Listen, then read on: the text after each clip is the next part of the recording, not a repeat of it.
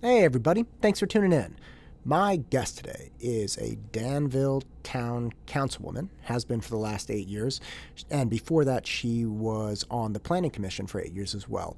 She was great to talk to, set me straight on a couple issues that I was fuzzy on, but more than anything was wonderful to talk to about Danville, the plans moving forward, what they've done right, what she sees for the future, and you just get a great sense of her, which is exactly what I wanted. Again, fantastic to speak with. I think you'll enjoy it as well. Without further ado, the woman, the myth, the legend, Renee Morgan.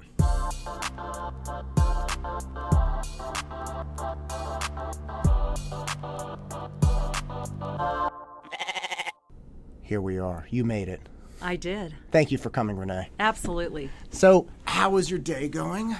Well, it's been one Zoom call after another. It's a new world we live in, so it's been interesting. You essentially just look, with all of these Zoom calls, you're just looking at a screen all day long. Yeah, and it's interesting because you basically lose a little bit of that human ability to read emotion and to be able to talk to somebody face to face. And so it is a different world, but I think it's something that we've long been coming to. So, well, I don't think it has to be this way. I think the value, before we had an alternative, I think the value of human-to-human interaction was zero because there was no alternate, right? It just was, right? Like when there was one type of jeans, you only bought that pair of jeans. Now there's like acid washed and pre-distressed, so the value changes.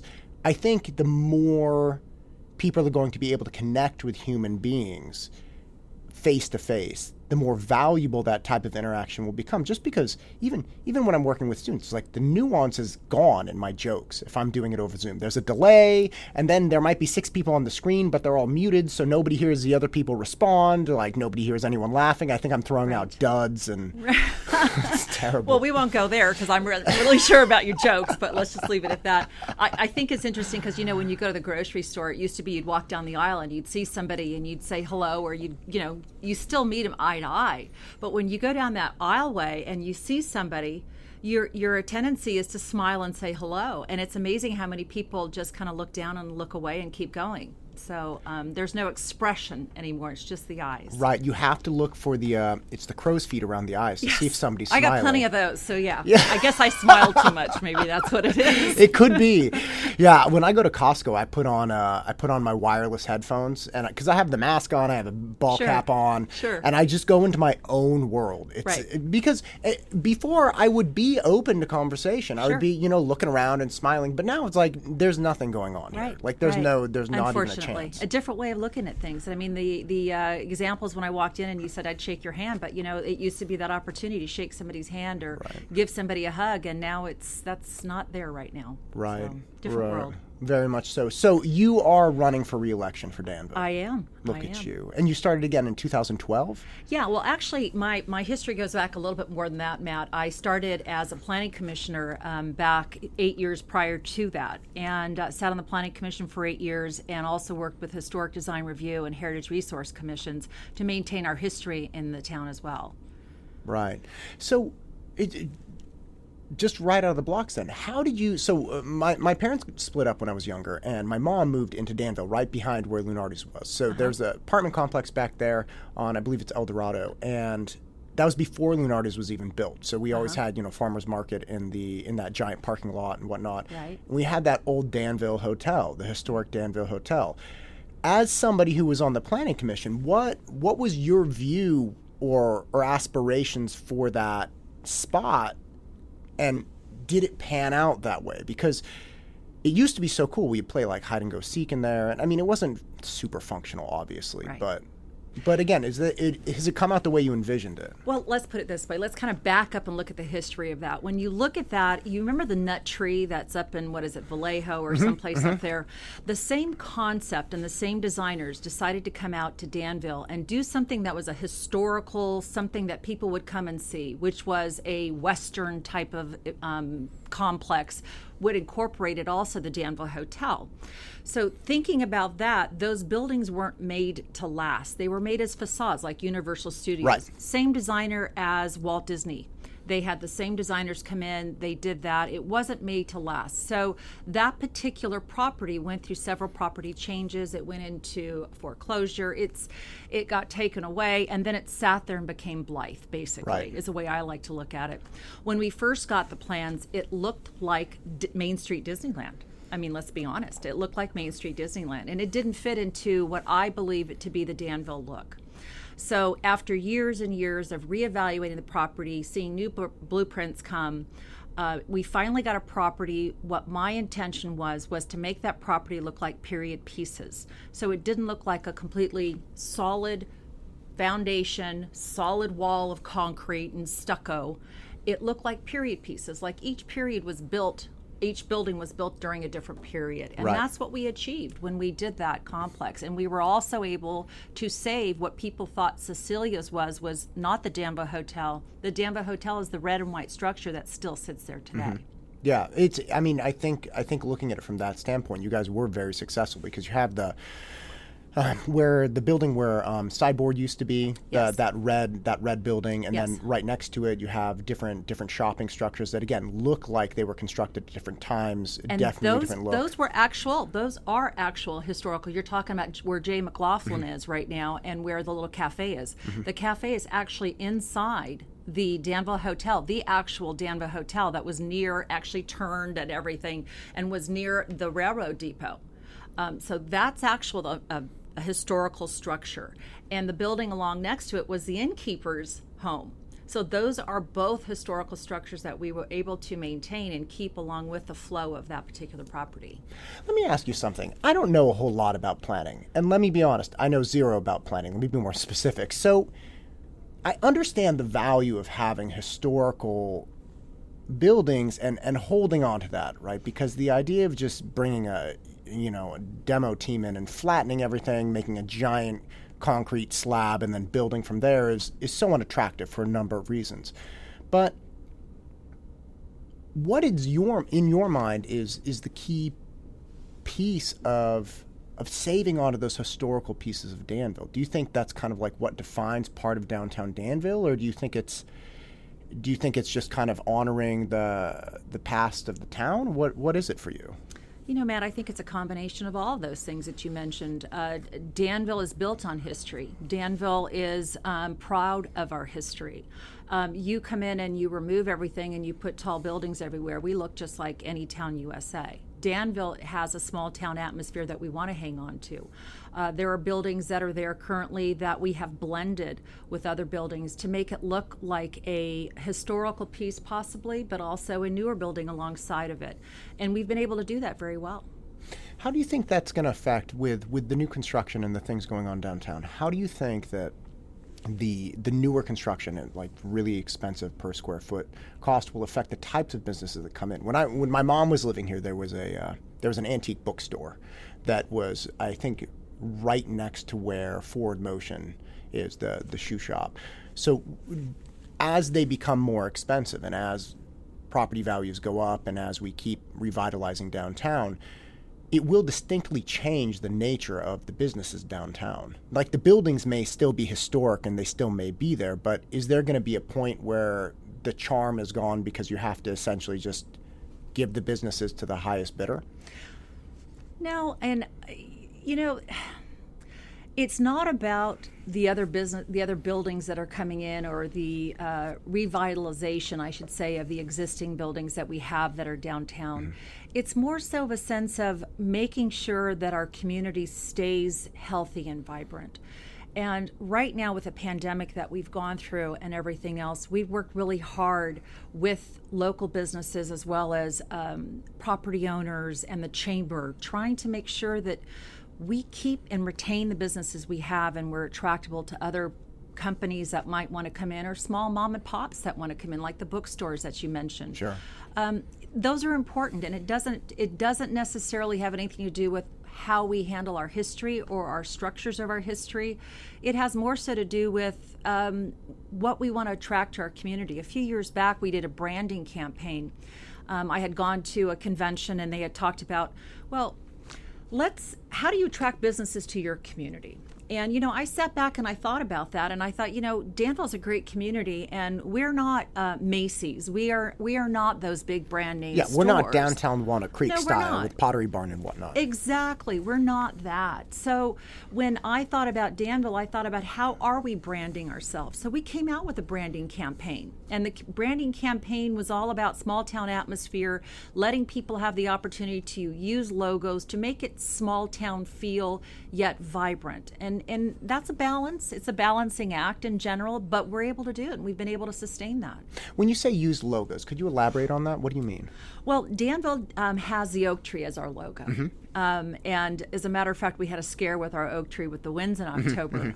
So we thought, oh, great, now we're going to only have leaves as our logo, but or a branch. It worked for Canada. But it did. But Danville decided that we wanted to do something where people were trying to branch off, pardon the pun, with their own logos of Danville. And we wanted to be in unison, all of us together. And we wanted to also provide our businesses the opportunity to have something they could use to put on branding material so that we are as one community. That's awesome. And how do you feel the response has been from the owners? It's been phenomenal. It's been phenomenal. And what we've done is it's not just a logo, it's an entire process of offering them everything from A to Z to business programs, how to be successful in your business, what to do, how to attract business, types of promos. It's not just a logo, it's an entire branding and business concept. Right.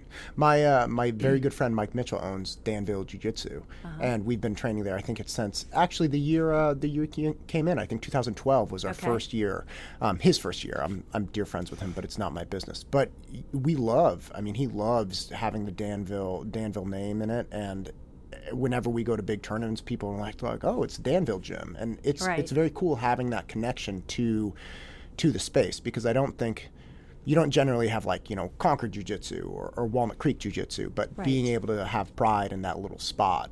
We're not a huge gym, but it's great. But Matt, and that's kind of a double-edged sword, because I'll tell you, I sit on a lot of different regional committees and boards and governing boards. And one of them in particular, I had mentioned, Danville, we don't have the services. We were talking about Meals on Wheels, Diablo region.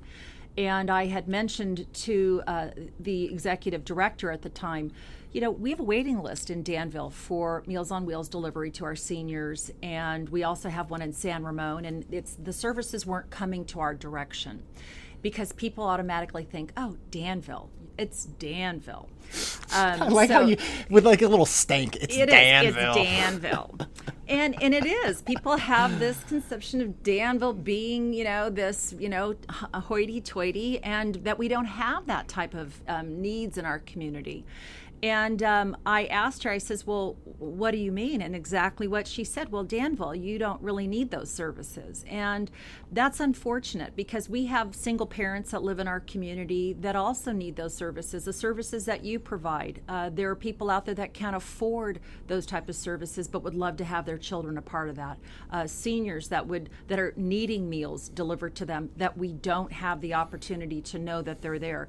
So as a council member, it's important to me to sit on the different various boards and governing committees to bring those services and make sure that Danville is taken care of.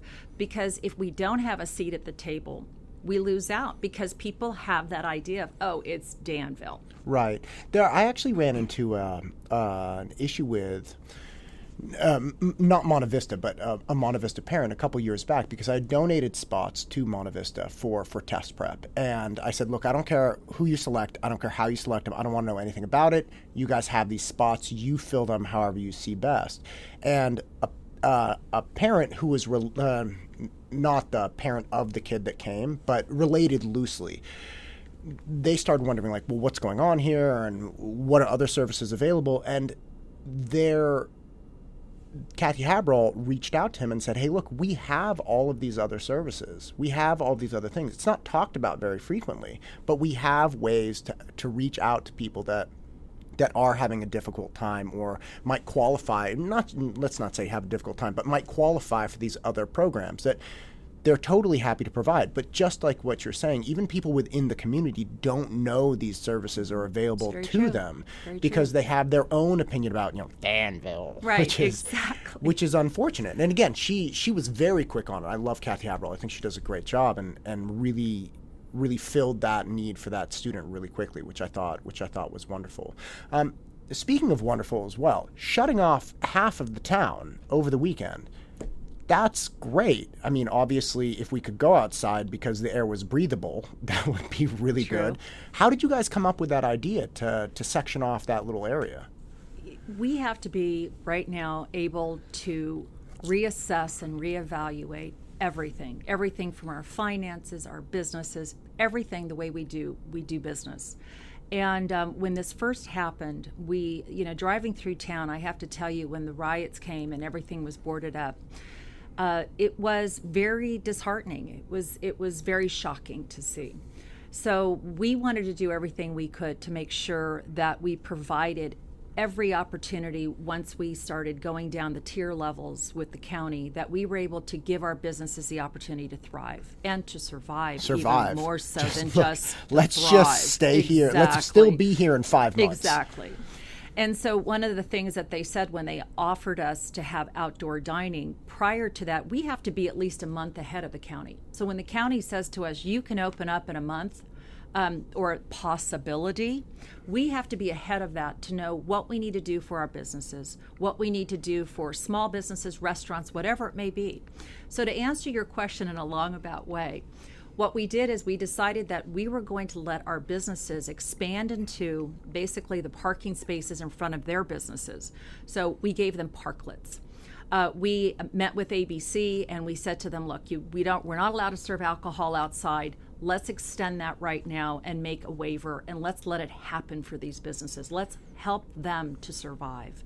They were able to do that. So we had, now the cosmetology came up, and the cosmetology board said there is no outdoor hair cutting or any type of services. We had to work with that as well as the cosmetology industry to do that. So we've provided those outdoor opportunities at no cost, no application fee, just straight up here. If you want it, we're here. Let us know. We'll figure out a way for you. The other thing that we've done is, like you mentioned, the road closures.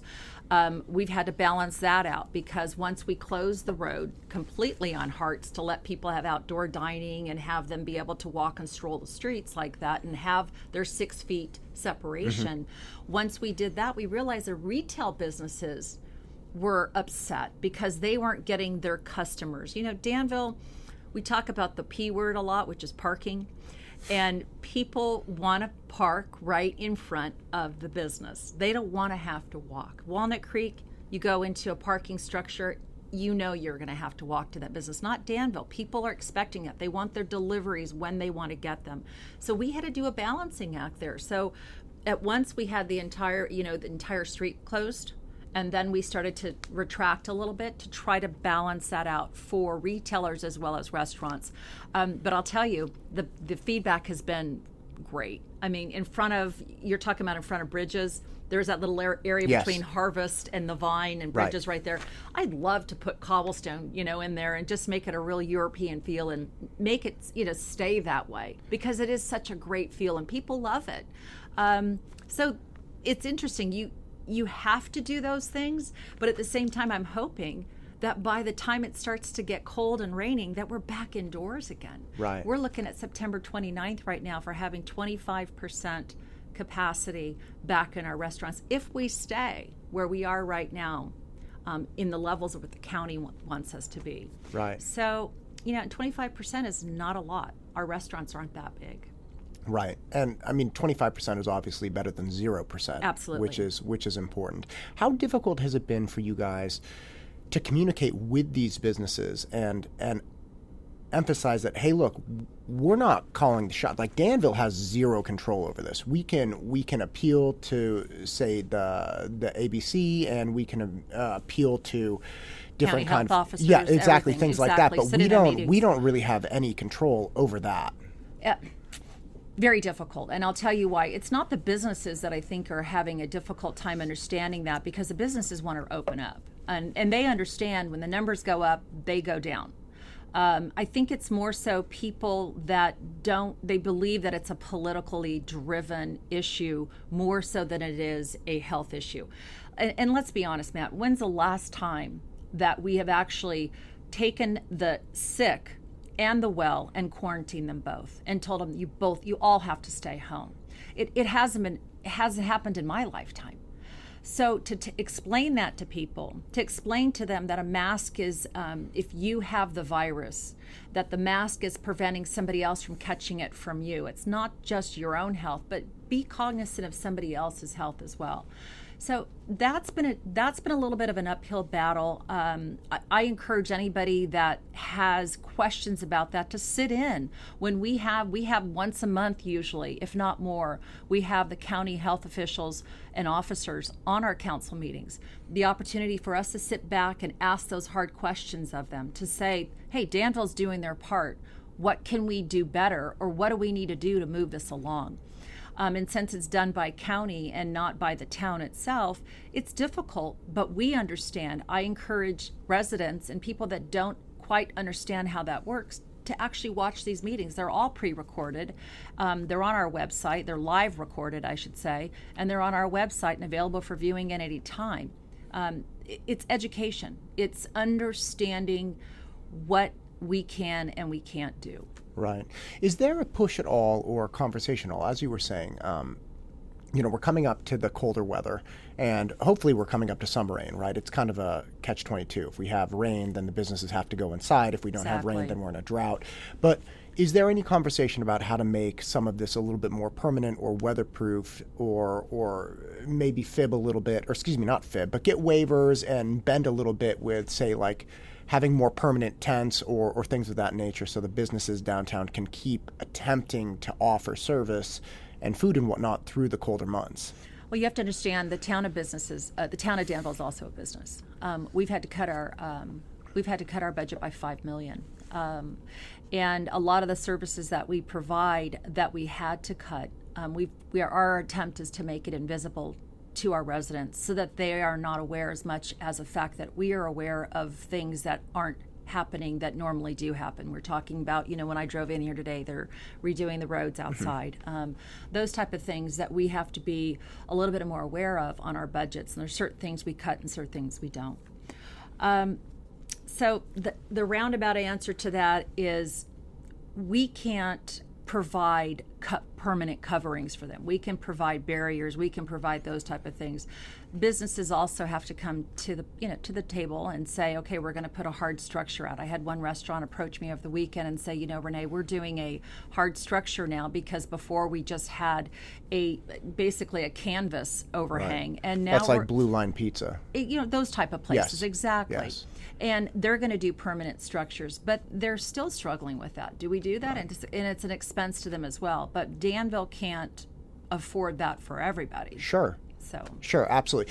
And I wasn't suggesting that you guys pay for those hard structures, but the question was, just as you figured out ways to allow them to take over parking and serve alcohol outside, is right. there conversation about, okay, how can we make it easier for them to make an investment that will hopefully allow them to survive the winter and get through this tough time? Like doing a hard structure, like if you harvest and the vine, right? Like allowing them to make something a little bit more permanent, because as the rains come and everything, you're going to have to heat tents, you're going to have more permanent tents, you're going to have to have some manner of siding. Is there any conversation in the town about that? Not with the town indirectly. I mean, I think the town's going to support whatever we can do to help our businesses, whether it's restaurants or retail or whatever the services may be. We're going to try to help them. It's not something that the town can actually suggest. The businesses can come to us. Leniency on permits and being able to get things like that done. Definitely the town has been working with our businesses. Gotcha. Yeah. Okay, so you've been at this for 8 years, and as we barely touched on right before we hit record, the level of, lack of civility in conversations, especially around things like this, where you were saying, look, people think this is a political thing, and let's be clear. If it is a political thing, because look, I don't want to dismiss anybody's idea outright. If it is a political thing, I don't really see it being a political thing on the Danville level. Like, if you want to say the governor is doing something crazy or the president's doing something crazy, that's fine. But like, Renee Morgan did not invent the Rona, right? So No. it's not Right. it's not on on your lap. But it seems that the more we dive into a social media community, and the more, I mean, even with Nextdoor, then that's not a classically a social media app that is frequented by teenagers. I mean, you have grown adults going there, and it's not the thing where like Russian hackers are taking it over. It was supposed to be a much more community-oriented Right. I thing. need a painter. I need a gardener. Right. I need like, hey, Exactly. can somebody dog sit? Like whatever it is. Exactly. And those are beautiful things. But even there, you find this conversation that's so stunted and so toxic. And that didn't exist in 2011, 2012 when you started. That didn't, I mean. It did. It did on that level. Oh, it did. It did. And I think that, to a different level, I think, when you're in the inner makings of something, such as what you do for a profession, you see what goes on, you understand the concept of what's happening. And I think the same thing goes for somebody that sits on a governmental board, such as a council or whatever it may be. And those things are happening then. I mean, when I ran back in the day in 2012, I had 7 people, and it was very contentious, and there was a big issue at that time. And people just need information, and they need to understand that a government is at a local level is going to give you all the factual information that you want. How you digest that information is up to you. But we're going to give you, and I'm going to research it from both sides. So I have never made a decision based on the fact that the town has said this is what we believe is the right decision. I have never made a decision based on the fact that I said that's my decision and I'm not changing my mind. I have always made my decisions based on everything that I can gather from every person that I can possibly speak to, from every type of dialogue that I can get on to make decisions. And I think that when somebody gets on, for instance, the platforms that you mentioned, it becomes more of a I'm right, you're wrong, and somewhere in between there the facts are lost. Okay, so I agree with you. Okay, that if I sounded like I was saying we've never had, controversy, especially around a small town politics or something Sure. like that, that's not what I'm getting at. But as you kind of mentioned, on this level, and here's another problem, I think, feeding into that. You said, look, we need to look at the facts. Okay, but facts are epically difficult to maneuver. All right, I'll give you an example. I live in Cameo Acres, little neighborhood behind Monte Vista, and Nice neighborhood. Like it. It's a great neighborhood. Yeah. I love it. Little tiny houses, well, not tiny, but smaller Family-oriented. houses, Right. family oriented. Exactly. No sidewalks, no street lights, or Right. very few. And here's the thing, okay? So there are no sidewalks there, right? And we were, a few years back, we were talking about on Nextdoor, right? I got sucked into it, talking about putting speed humps. You can't say speed bumps. It has to be speed humps, Well, right? because there's a difference. Right. There's Okay. a distinction here. Yes. So we start talking about it. And there was one person on there that was vehemently against it. Now, again, some people are like, look, I really don't like the idea, and you could have a normal conversation. But this one particular woman went hard on the paint. Like, I'm talking, she went bananas. And we started having this, and I'm always inclined to talk. So we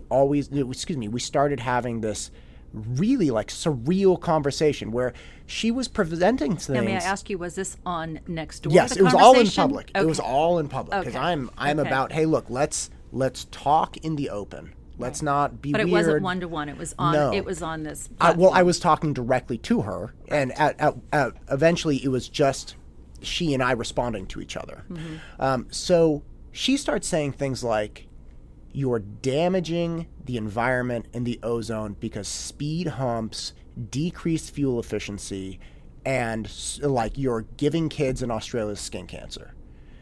And I was reading that kind of like, okay, I can't say outright that she's wrong, because you do have to slow down to go over these speed humps, and then you have to speed back up. So she's right in that sense. So she is presenting, quote, a fact.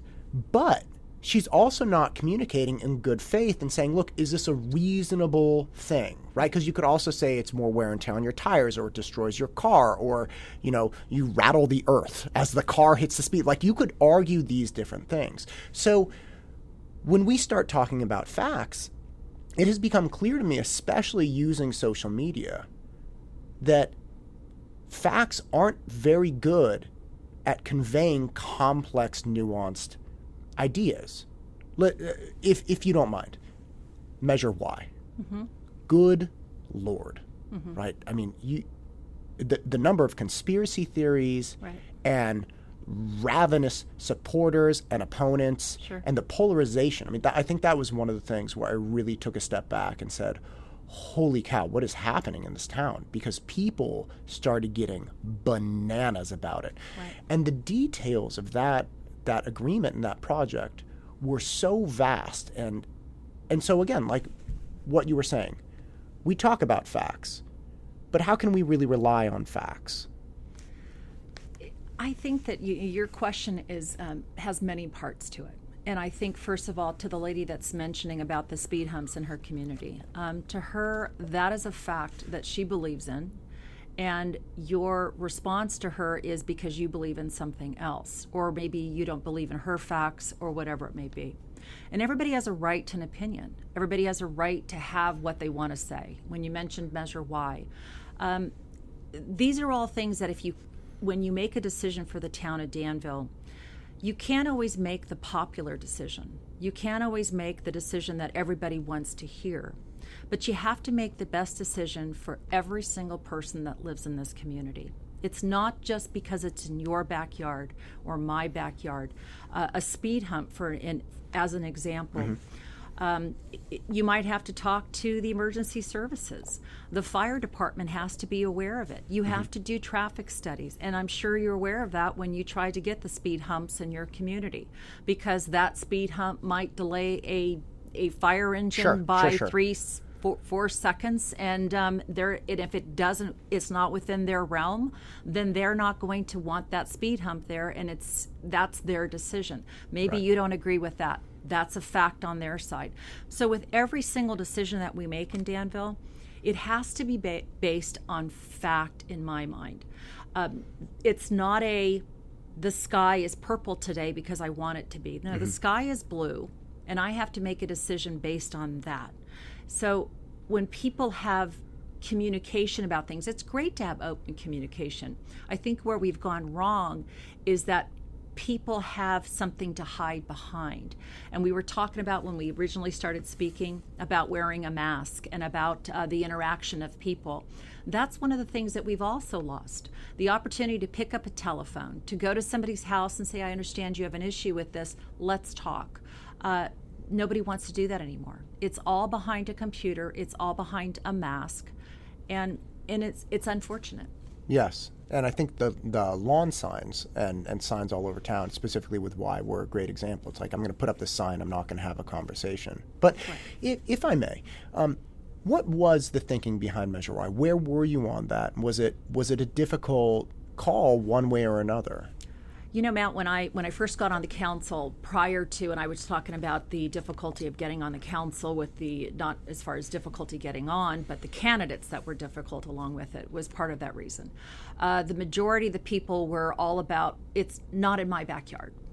And it grew from there. It grew from one person who did not want anything built, period. Now, let's be honest. If I had an opportunity to put a fence around the town of Danville and say, you're not building another home, you're not doing another thing here to add to population, great. But we haven't grown our population by that much. And we also have to understand that people have land use rights. So if you have a piece of property and it's zoned and you're able to utilize that property and build a home on it, and who am I to tell you, if it's what's zoned, that you can't? What I can do is I can say to you, these are the parameters of the type of home that you can build, the size, and the location. But we cannot take it, or it's a land taking. It's a taking. So Measure Y, there's a lot of depth to Measure Y and how it got out of hand, and it would take us a lot longer to discuss that, and I'm happy to do it. But I can tell you that decision-wise, when you end up with homes not all over your hillside, which is what it was originally zoned for, was to place homes all over the entire hillside, all the way around. No open space, no open land to be able to utilize. East Bay Parks would not be able to have that as hiking trails. Our extension of our trails into Mount Diablo would not ever be completed. The intersection areas that we're having difficulties, you live out on that area where you've got Diablo Road and Macaulay and all of that, and people trying to turn, and those improvements to traffic flow would never happen. So when you have to look at all of the pluses versus the minuses, you've got to make the best decision for Danville. Sure. And if I may, and we have plenty of time, so I mean, and if we have to make a 2-part interview, that's fine okay. too. Specific, because I think measure-wise, one of the things in our recent past that people are really going to reference when they think about, okay, who do we want to elect, and Sure. are they in our best interest? Sure. So I understand the idea that, hey, look, this was originally zoned for, I think it was something in the mid 70 houses, okay, and the idea was, hey, we're going to rezone this for fewer houses in a smaller space. Clustered. So we're going to, that's right, we're going to increase the density. Instead of being on 5 acres per house, we're going to have it down to like half an acre or something of that nature. And people were saying, hey, this is an improvement, because if not, we'll have it all over the hillsides. But the design with the houses, as it was originally laid out, was cost prohibitive. So the idea that we were going to have houses all over the different hilltops, we are dealing with landslide areas, you're dealing with access roads, you're dealing with traffic problems. So the way it was zoned, although it was theoretically zoned for 70 plus houses, and we were rezoning for 60 something houses, Right. to say, hey, this is an improvement, was slightly disingenuous. And I'm not saying you said that. What I'm saying is people were saying, hey, it's a better zoning. It's like, yeah, maybe it's a better zoning from a number of house standpoint, but the way it's zoned with the 70 something originally, you couldn't build 70 something houses. You could. Oh, okay. And that's the issue. People were saying, well, there's no electricity, there was no utilities, there's no way they would have been able to. And there's the Purcells have a home, and I shouldn't say the name out loud, but there is a property that's right up top there that Mr. McGee sold a piece of the property to, with no access for anybody to utilize. It's private property. Mm-hmm. So what would happen is you would have all these pieces of property divided. You would have all of these access points going onto Diablo Road. You would have multiple driveways flooding into the Diablo Road, which would create more issues on top of it. So it's kind of like your speed hump example. Sure. There's so many different ways to look at it. But when I look at that property, I look at one way in and one way out. I look at them hidden behind where they're not obtrusive. I look at it where we have open space for people to be able to utilize the hillsides, to be able to hike, be able to still use that land. Because right now, you have to understand, that's private property. And people thought, oh, that's open space. No, it's not open space. It was private property. And so Mr. McGee wanted to do the best he could to make sure that that property still could be used for future generations with not homes built all over. And yes, they did have the opportunity to do whatever they wanted on those properties. There was plenty of room on the bottom ends of those properties to build homes. So it's controversial. It's rightfully so. People say, well, that they're just never going to build that. So what happens if they do? What happens now if I say, okay, you're right, they're never going to build that, and Mr. McGee decides to subdivide that property as it was intended and sell those lots, and every single 71 of those lots that you had mentioned now has a home or has something on it with no benefit to the community whatsoever? Where do you go from there? Right. And so what you guys, it sounds like what you're saying is, look, let's get ahead of this. Right. Let's get ahead of this issue. Now, with regard to the hiking trails, do we actually get hiking trails, or is it the kind of thing where later on we can pay for the hiking trails? Because I've heard it both ways, which is... No, the East Bay Parks has actually taken over that. It's going to be great. So, and they'll have, the horses are still going to be there. The cows are still going to be there. It's going to be very similar to the way it was. Is if you want to go to a hiking trail right now, the same feel. I mean, we're not going to go out there and pave trails in there and concrete them in and all that. It's supposed to look natural still. Right. So how do we change the type of conversation we're having, especially around things like Measure Y? Because I could go into great detail on the things I've heard on both sides of it. Sure. We've just touched on just a few, and that's you live more out than there, enough. I'm sure, right. but by living out there, you're living and breathing it, because it's you feel as though it's affecting your community and your area the most. You know what's interesting about that? I was not that worried about it. Okay. Because look, good to hear. 60 something, let's say every household has 2 extra cars. So we're dealing with, let's say, 130 cars on a daily basis. And people at that Diablo and Macaulay intersection are like, do you want more traffic here?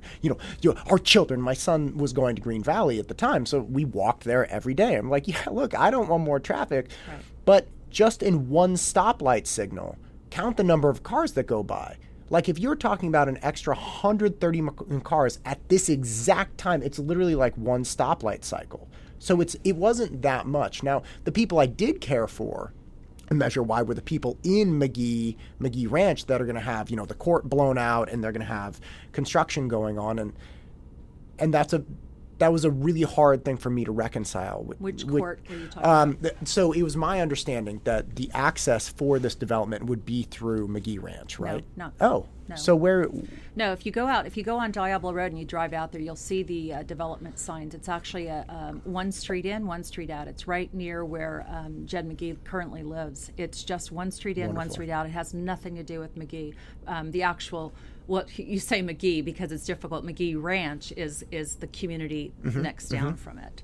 Okay, so you're saying there's an additional access point. There's only one access point to it. And that's brand new. Yes. Well, it's there right now, but that access point will be 2 streets going one in, one out, and it'll have one access to Diablo Road only, and they are not going through McGee Ranch. That's a new one. I haven't heard that one yet. Yes. So this is exactly the type of issue that I'm talking about. You Right. get these some factual things Right. and some false things. Well, because all I want you to peppered believe. together. I want you to believe my side, right? So, for me, as an elected official, it's my job to decipher that. It's my job to say, okay, so you just said it's McGee Road. We're going to be going through McGee Ranch to get to this community. So that's that many more car trips through McGee Ranch. So that's a new one that I haven't heard that yet. But had I heard that, my first initial response would have been, I'm going to go check that out.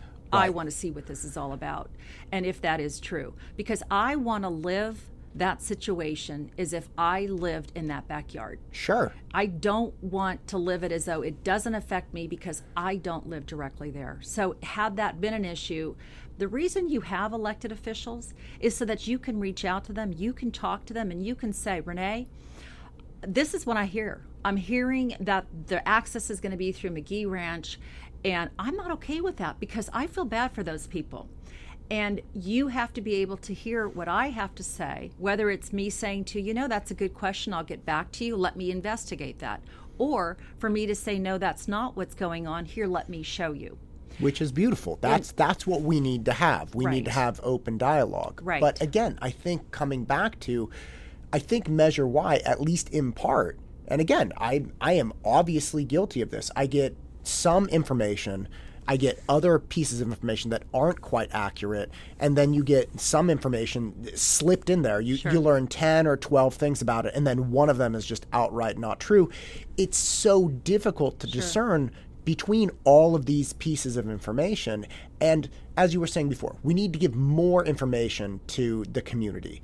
Well, I mean, we're already inundated. Like, it's almost like the more information we lump from so many different sources, and everybody on Nextdoor has a voice, and I'm not saying it shouldn't be that way, but all it takes is one person going hard and saying, well, I talked to Renee and she said this about this court in McGee Ranch, and she said she didn't care. There was a conversation with some parents with Greg Marvel about a pay for the superintendent.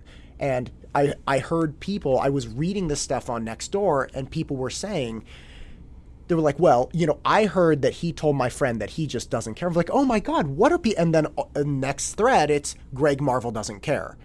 And it was like, okay, absolutely. look, that's Well, you not see that's how not those the way things- to. That's right. Right. But that's what led us to being so bonkers about, Sure. at least in part, about Measure Y. Sure.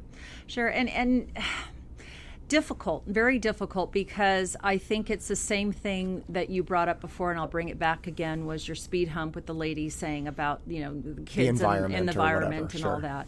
And then she speaks to two people who speak to two people who speak to two people, and pretty soon that speed hump is going to kill everybody in the neighborhood. Sure.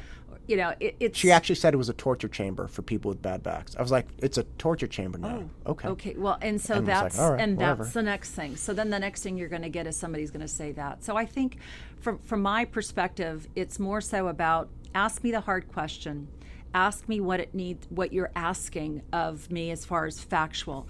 And one of the things my father used to always tell me, who was a very 30-year military guy, he says, Renee, he goes, you tell somebody the truth and they have to deal with it. You tell somebody a lie and you have to deal with it.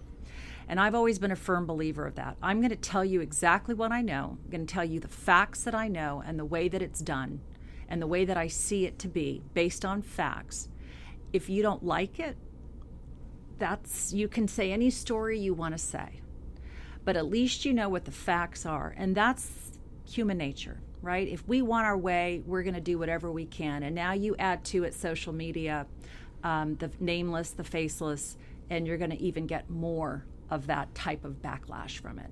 So I think that when you choose somebody, and I should say, when you choose somebody to represent you on a board, on a council, on any level of where their voice speaks for you, that you need to have somebody on there that's going to be straight up with you, give you the facts, tell you how it is, how it's not to be, and deal with it. And understand that that is exactly what decisions are made on. They're not made on the sky is purple today and tomorrow it's pink. It's made on factual information.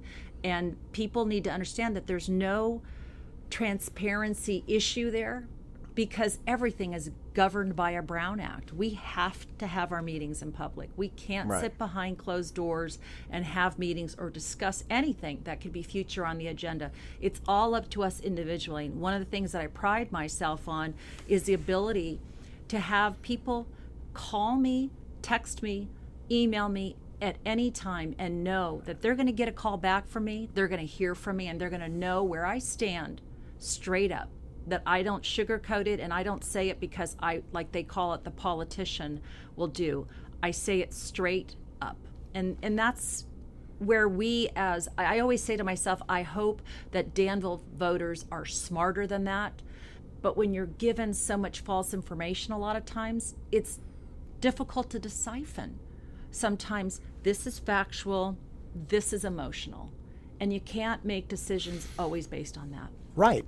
You absolutely can't. The other problem that I think the burden of being somebody who has to look at the facts and make a decision, I think people discount the burden of collecting all the facts immediately, right? Like it's not always readily apparent what the facts are going into a particular situation. For instance, here's one. I'll lob one your way. So talk about things that went around and like that. I mean, come on. So I have a friend who got very taken by the 5G cell towers, right?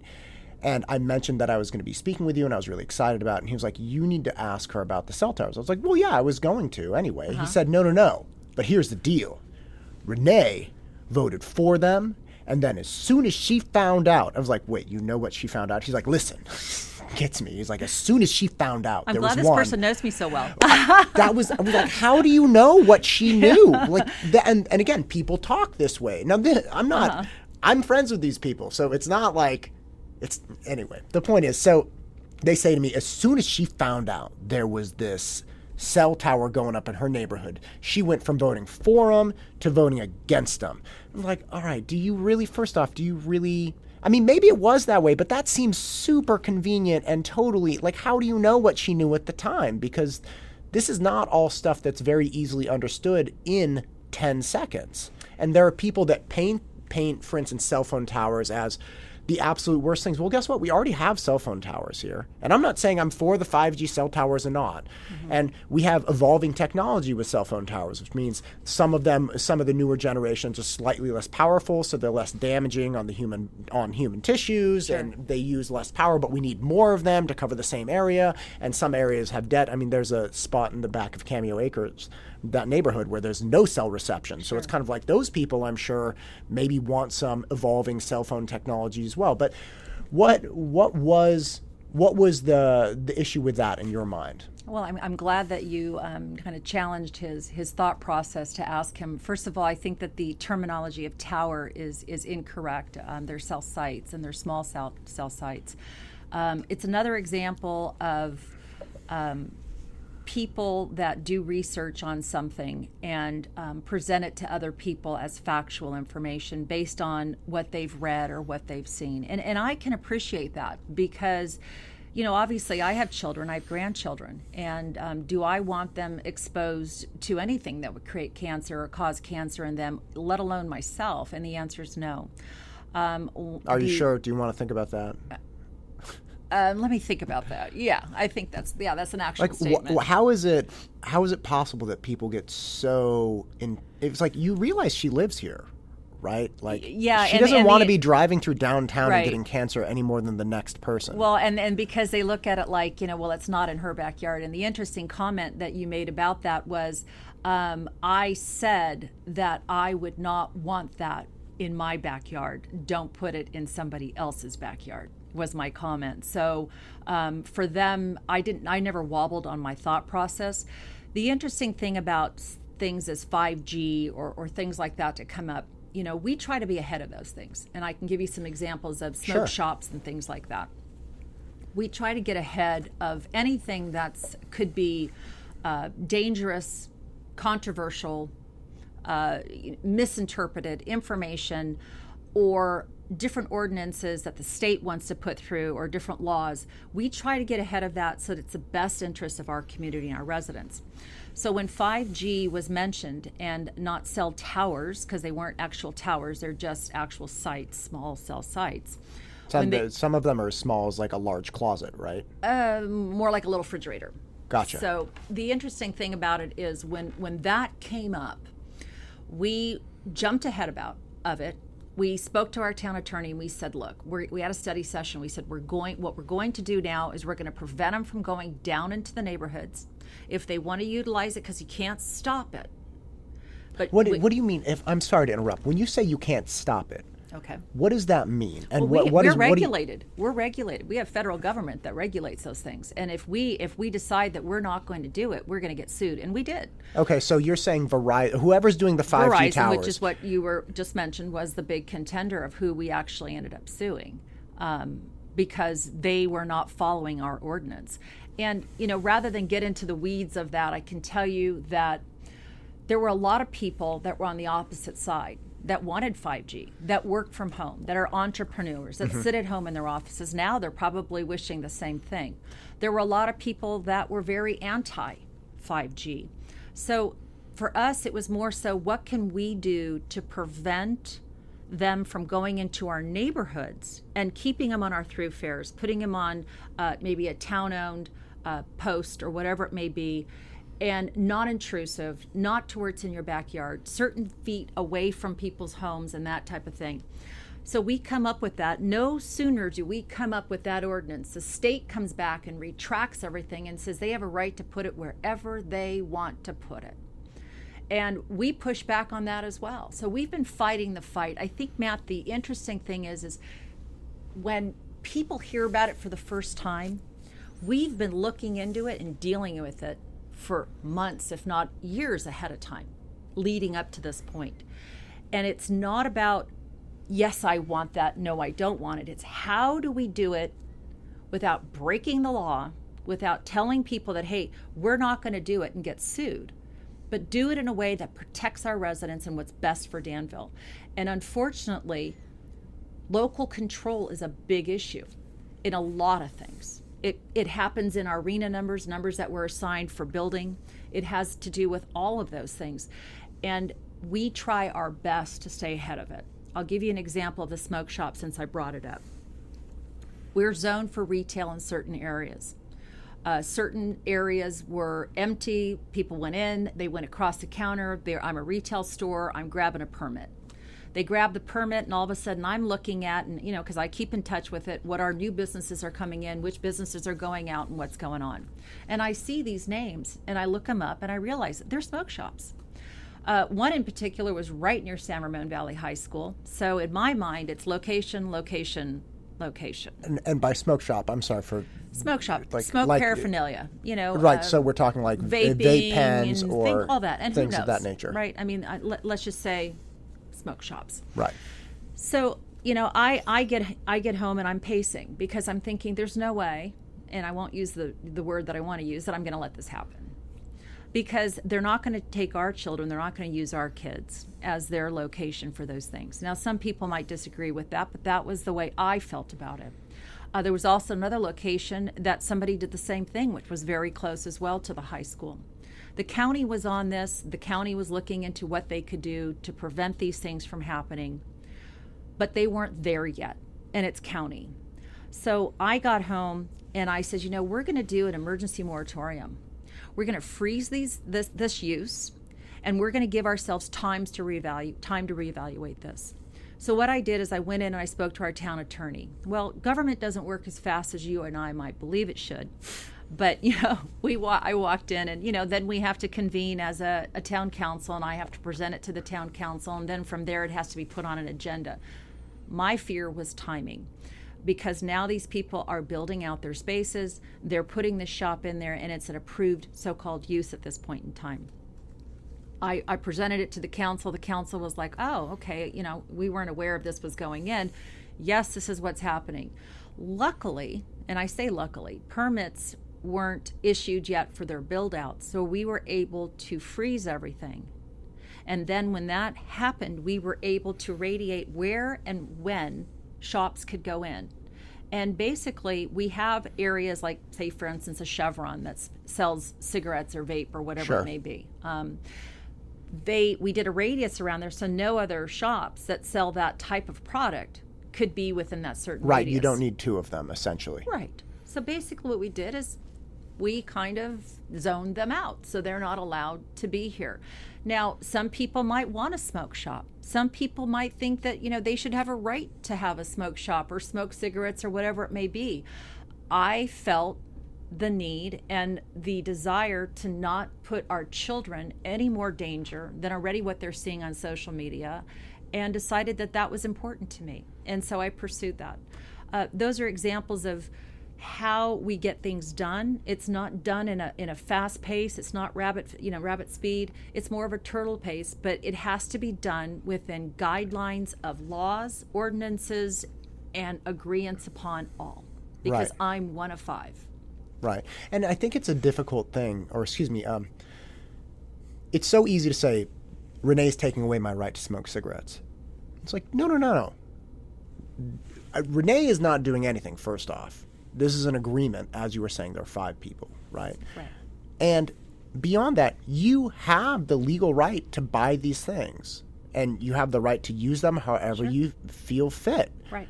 What Renee's job is to look out for the best interest, to the best of her ability, of the community and get ahead of it. And this is one thing that I keep coming back to with, for instance, the Board of Education people. It's, look, you can disagree with my philosophy on this, but don't say I'm being crazy or acting irrationally. Like, I have very clear reasons. And you might say, hey, we should let any business in the entire world come in here.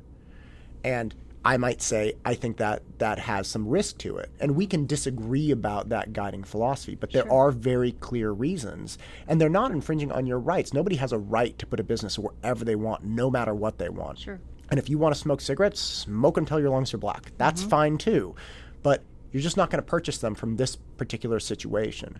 And this particular spot. And our downtown is so closely. I mean, it's a very small downtown. It's very compact. And our younger people are situated so close to downtown that if you put a smoke shop next to, Trader Joe's or even Lunardi's, you're going to have younger people just going right in there because there's nowhere else. It's not like Walnut Creek where you have an expansive downtown and you got to drive around. I mean, you can walk. Right. It's not even like San Ramon where they don't really have a downtown, but they have shops all over the place. So it's a different environment.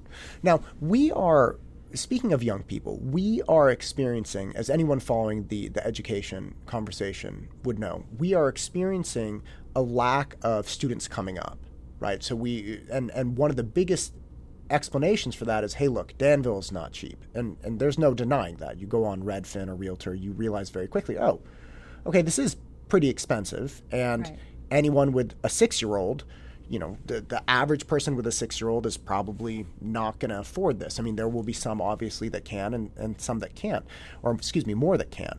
So the conversation has very quickly come to, okay, well, how do we get our schools back up with the numbers that we need because we get money from the state for every kid that's here and, we need to stop leaning on the existing parents more and more and more for funding. Mm-hmm. And that's when lower income housing comes in. But the second you say that, low income housing, it's like, it's the end, man. And people get so weird about it until their parent needs a place to live and they're 70 and on a fixed income. And they get so weird about it until they realize there are no other people that can afford to move here with school-age kids. Mm-hmm. So what do you guys see as the plan for providing housing that's more affordable to help ensure that we have tax revenue, to help ensure that our schools are filled with great kids, to help ensure that we have aging parents that need locations to live? I mean, that was, correct me if I'm wrong, but I believe that was one of Robert Storr's great achievements over a decade ago, creating a lower income housing apartment complex where, very, very nice place. Granite countertops and beautiful and whatnot. It had to fight pretty much every single agency from East Bay Mud all the way up to provide housing. Yeah, and got labeled a affordable housing lover of Section 8. Yes. Mm-hmm. When in reality, he was very much gearing himself towards aging residents and people who wanted their parents to be in closer proximity, but not going into necessarily Sunrise. It's like, hey, look, my dad doesn't need, or my mom doesn't need a 24-hour nurse, but they just can't afford the $1 million house that's in my neighborhood. So what do you see as the plan, and how do you feel like the conversation could be better managed? So, the development just across the street that everybody was just lost their minds about. How do we change that, and what is the plan? There's so many different I'm sorry, I know that's a huge question. Take your time, please. But it has so many different branches off of that particular question that I could tap into. First of all, when you look at Danville and somebody says, what's affordable housing? Somebody that is on, for instance, Section 8 vouchers or whatever it may be in that category, and no offense to that, I'm just saying that they are on that. The chances that they're going to come to a Danville to get an apartment and be able to utilize that is a lot less than it would be to go to a, say, for instance, Hayward, where you get more for your money. Sure. Do we discourage it? No, it's not for us to do. But last we counted, there was probably 5 Section 8, and the majority of them were either elder or, had special needs or something to that effect. It's not the norm for Danville to see that, although it does happen. Does that make them a bad person? No. Absolutely it does. Absolutely it does. Like, how ridiculous. Yeah. What a ridiculous thing. Right. And you go on next door and people go, they lose their minds. They can't even handle it. When they see that, they don't see, like, it goes back to the old thing of, if I was to hear that probably prior to getting into office and getting involved as much as I have for the last 16 years with the community, I would probably think the same thing. But it's not what it is. And that's where you need to open your eyes, and you truly need to do a little research before you actually start saying that. Every single community that we build at least 25% affordable in that particular housing unit. On the street I live, there are all these homes, and at the very end, there are 2 homes which you would never know because they were incorporated into it, and there's certain restrictions that flow along with it. The property that you're speaking about across the street, well, one of the things that happens is the state allocates certain number of homes that we have to build. And if we don't build them, or we don't allocate land for that particular use, meaning future building of possible having, multiple housing units on it, then we also can get in trouble for doing those things. And that's another story in itself. But so this particular complex across the street, I'm the only one on the council that voted no for it, just to be straight up with you. And why was that, if I may interrupt? I'm sorry. No, and you're not. And for many reasons. Number one, I don't like the fact that government thinks they can tell locally what we can and can't do. I don't think it's okay. They don't know Danville. One shoe does not fit all. We are not an employment hub. We are not San Jose. We are not San Francisco. We're not Pleasanton. We're not any of those places. Right. Dublin. We're not any of those places. We don't have the land like they do to build those things.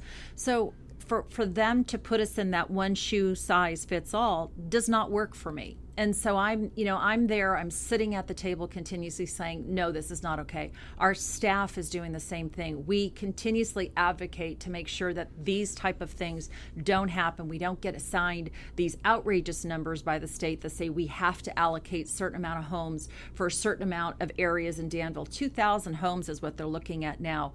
I don't think so. To me, that's an outrage. But that's another topic in itself as well. But the other thing is the greenhouse gases. People talk about, there's so many cars on the road and there's so much this. Well, Danville is more residential than we are considered an employment hub. So for people to live here, we have to do what we can so that our teachers, that our firefighters, our police can live in our community and thrive in our community and not feel as though they can't afford a place here. So we've done our part. Another thing that we've done recently, which I think helps our numbers as well, so when they say you have to allocate a certain amount of homes, we have, and you spoke of the McGee, the Measure Y, is we've done the accessory dwelling units, also known as granny units or in-law 500 suites. square foot little could be places. More, right. Yeah, right. And so what we've done is people were saying, well, we could offer those. We could get those numbers. That could be considered affordable because you could rent those units out and make it affordable. People could live here then. The interesting thing about it is now what we've done is we've taken it a step further. So say, for instance, you have, and your homes, you have nice size lots. You can put like a casita type thing back there or a accessory dwelling unit or a granny unit, whatever you want to call it. You could go online right now onto our town website. You can download the plans for free. You can choose which plan you like. You can choose the square footage that you like that goes within those parameters. Get those blueprints and get an over-the-counter permit to build that particular unit in your backyard or where it may be to be able to do that, because we're trying to do our part. Danville, there isn't a lot left in Danville to build on. We don't have those type of areas like you mentioned, Dublin or Pleasanton. We just don't have it, but we need to do our part. It's not a bad word when you talk about affordable. It's like you said, do I want my daughter to come back here? My daughter, her husband's military. 20 years, he just retired. They came out here, they looked at homes, and she says, Mom, I want to live here. I want you to have your grandkids here, but there's just no way. There's just no way. So does that break my heart? Yes, but it also is kind of a double-edged sword for us, isn't it? Because my home is now the value that it's at. Do I want to lower the value so that somebody else can move in and so that we're comparable to other areas? Danville is what it is. And it's not a reputation, it's just what it is. We've got a great school system, you mentioned. We've got great way of life. We've got a great downtown. We've got great shops on the east side as well, the south side, I should say, as well. And the Mercantile. We've got great quality of life here that most people want to have. It's not Blythe. It's not overbuilt. It is carefully planned. So the values of our property hold the value. But we need to do our parts to make sure that, such as the apartments that you're mentioning over there, there's going to be a few that are affordable, but Are they Section 8? Those are words that are buzzwords that people like to use, like the word transparency. It's just a buzzword. And when it's there's an apartment complex directly across the street next to CPC. Has anybody complained about that? No, obviously. And you go 3 addresses down from this apartment complex on Diablo, and there are apartment complexes there. Absolutely. And nobody has a problem with those apartment complexes. It seems so... To me, it's so telling when somebody says, why do you have to put affordable housing in the middle of downtown? And it kills me because it's like, wait, look, are you suggesting that we somehow quarantine off people who could potentially qualify for more affordable housing, like on the fringe of the town, like we put them up in the hills somewhere, like, like they have the plague or something? Is that what you're right? I don't know if you there was this big conversation again on, I think it was Nextdoor, about. You read that a lot, don't you? I don't. But over the years, I have collected these little stories where it's like, where did everybody hear this? And then it turns out, it was on Nextdoor. I am not an avid social media proponent or user at all. I very much dislike it for these exact reasons. But occasionally, like once a month, I'll go on and be like, oh my God, this is what people are talking about. But there was, to your point about buzzwords, right? So there was a Walmart going into Danville, Kentucky, and there was a news. I remember this. Right.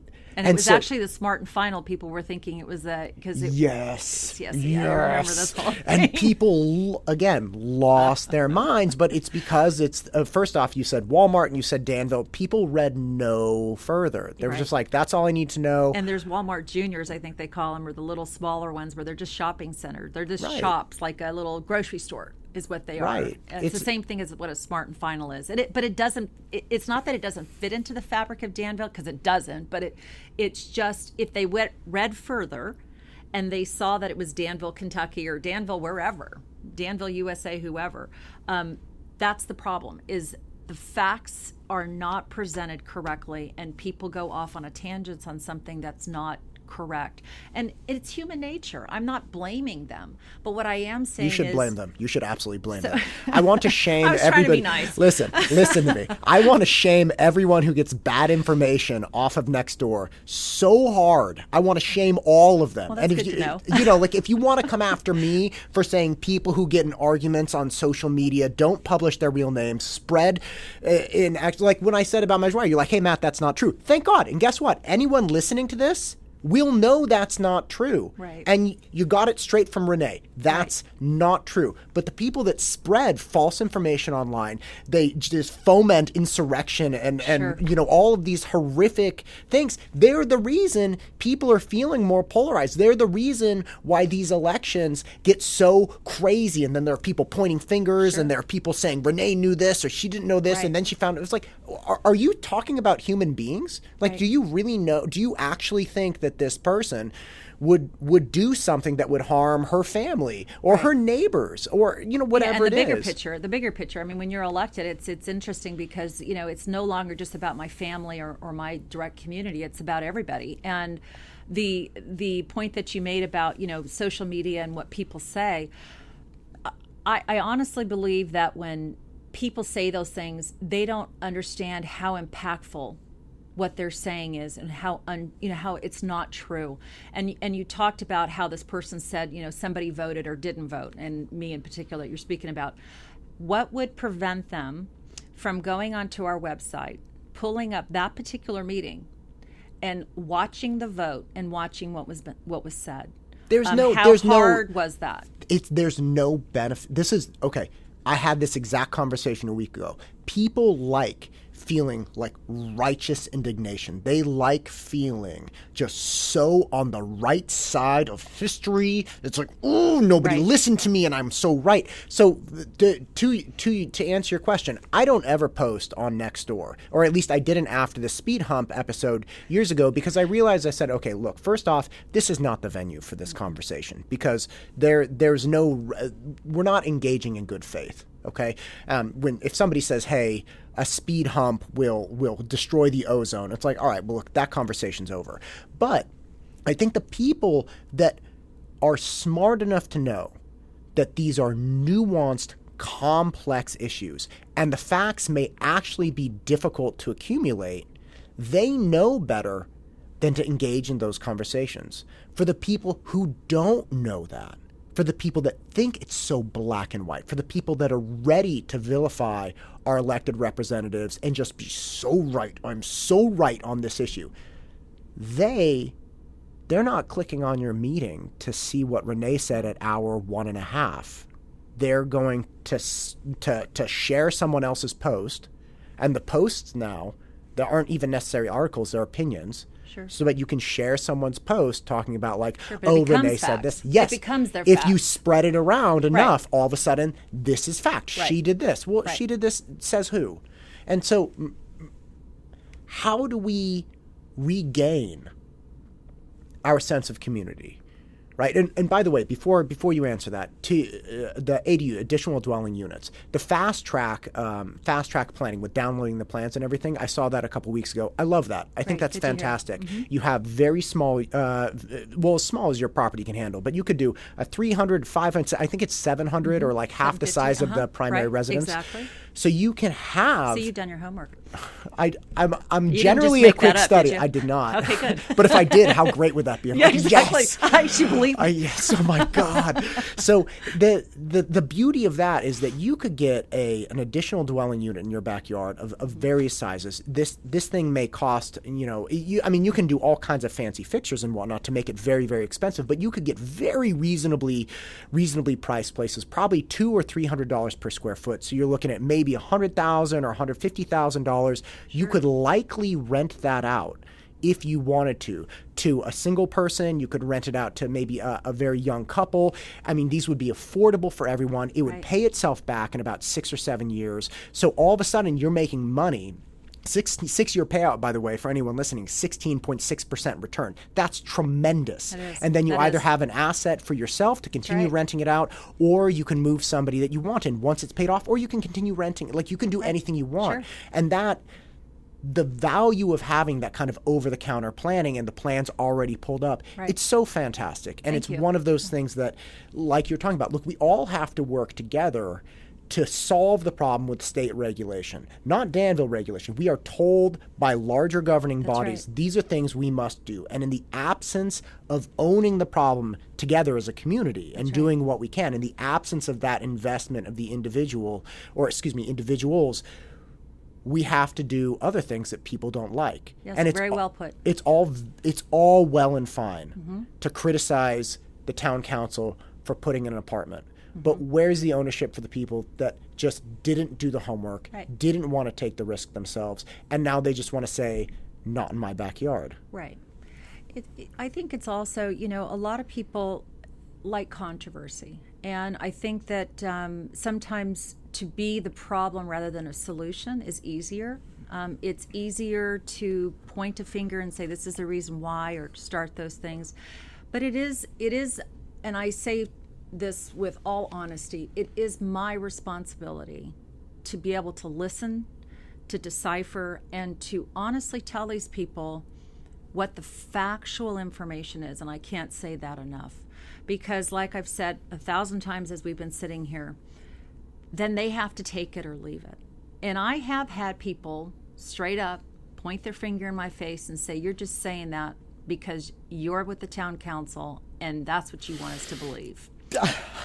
I love it when people say stuff like that. And, and I have to say, well, we can agree to disagree, but I am not going to make decisions any other way.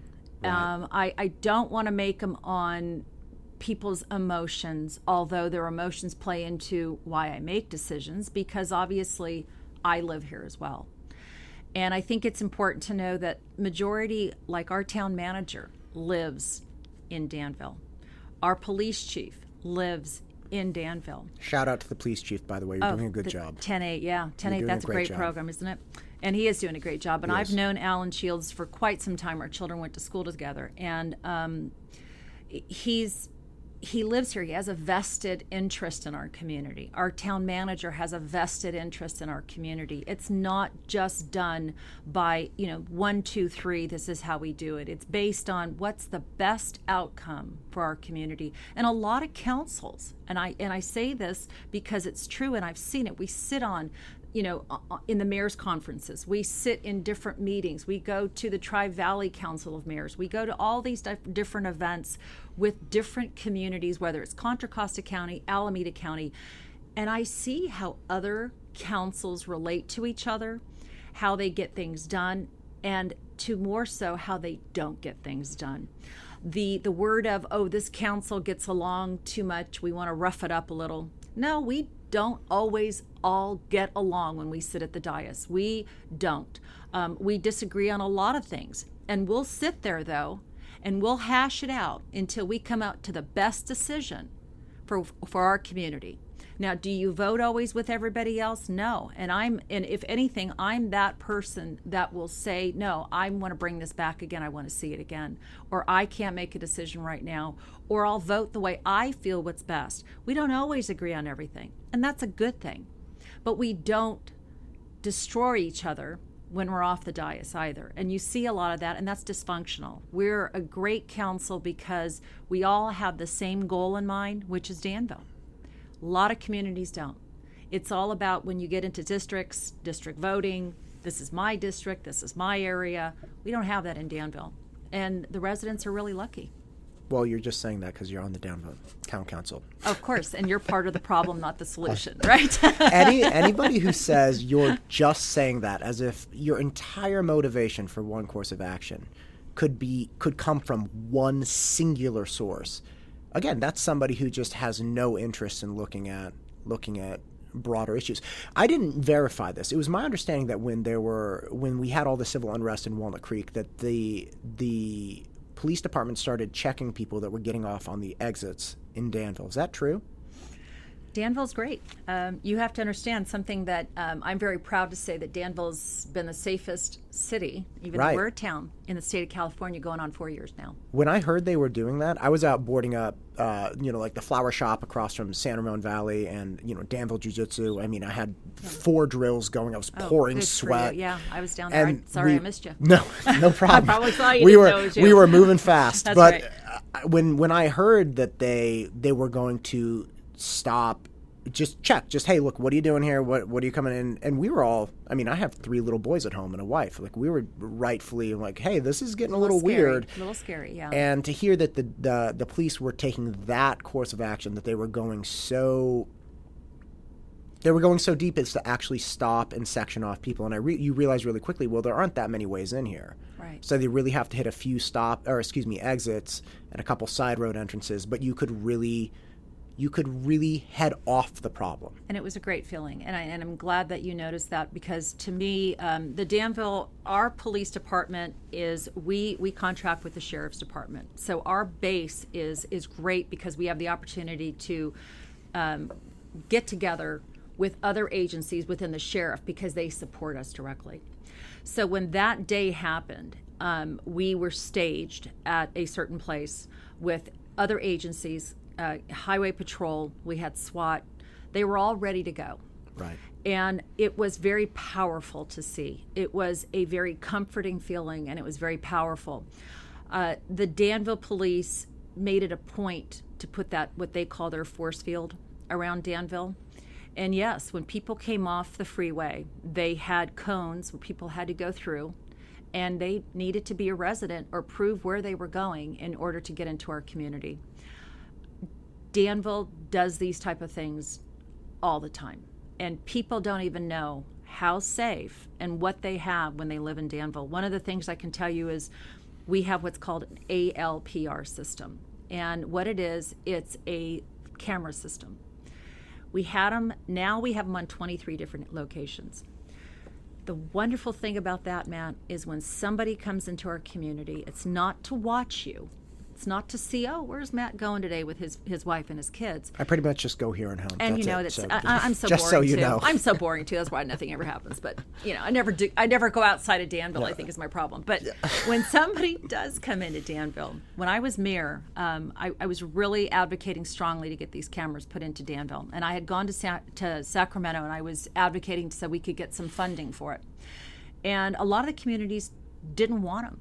They felt it was an infringement on their privacy, that the residents weren't going to want them and all that. And I said, that's fine. You don't have to have them. We want them. Right. Shortly after putting that system in, within 2 months, we were able to go to somebody's home with a person that was a wanted felon and arrest him straight from that home, because we saw the license plates. It pinged on our system, told our police officers, there's that person's not supposed to be here, and we were able to arrest him. Have we done that with other situations? Absolutely. We've had a store that got robbed, and guess what? They were able to track the person and go arrest him.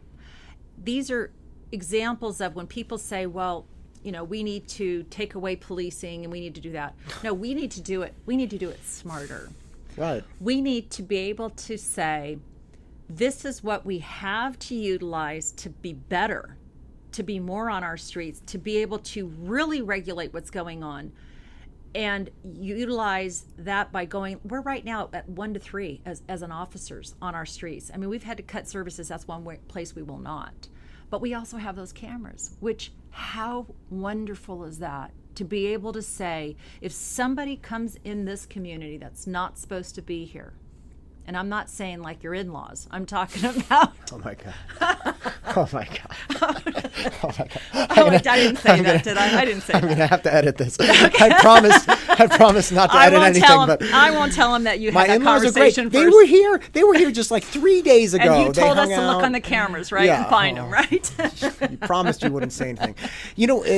To your point, we have when there was that kind of wave of smash and grab in the Sycamore area, that crime that was going down, I think about 24 months ago or somewhere around there, the response that the Danville police had, you knew it was obvious that the town was taking it very seriously, but in the absence of an event, you didn't know how responsive they were ready to be. So I built this 3-rail kind of rancher fence around my front yard. I have boys that run for it, and we were terrified they're going to run into the street. Right. No sidewalks, no speed humps either. So they were going to go right down. Oh, you didn't get them, huh? We did. Okay. You know what? I let it go because I was like, I got too much right now. Anyway, so we have a cowbell on the front gate, because we're usually playing in our backyard, and there are always problems with like Amazon packages and sure. whatnot. And we had babies. Be alerted. Right. We wanted to be alerted, but we also had when we put the cowbell on, we had babies sleeping, and we took out the doorbell. So we're like, I don't want anyone to ring the doorbell, but I do want to know when somebody comes in the front yard. So we have this cowbell. So about 2 years ago, my sister-in-law had come by and failed to completely close our front gate, and at something around like 2 a.m., there was a slight breeze, and the front gate swung open, and the cowbell went off. Mm-hmm. And we heard the cowbell, and of course, it's 2 a.m, so we jump bolt upright, like, what the hell? And we look out, and the front gate's open. So my wife calls Danville police. She didn't dial 911 because she literally dialed Danville Dispatch, police. Right. Exactly. They were there in 90 seconds. Now, the impressive part about that is, 1, it's 2 a.m. 2, we don't live that close to the police department. I mean, we live, the Cameo sure. is all the way down Diablo or all the way down, Stone Valley. So it's kind of like how they got there, and not just one car, but there were 3 cars sweeping up and down our street for about 15 minutes. And we were, of course, at our window looking through the blinds, like, is anyone sure. there? Check the backyard.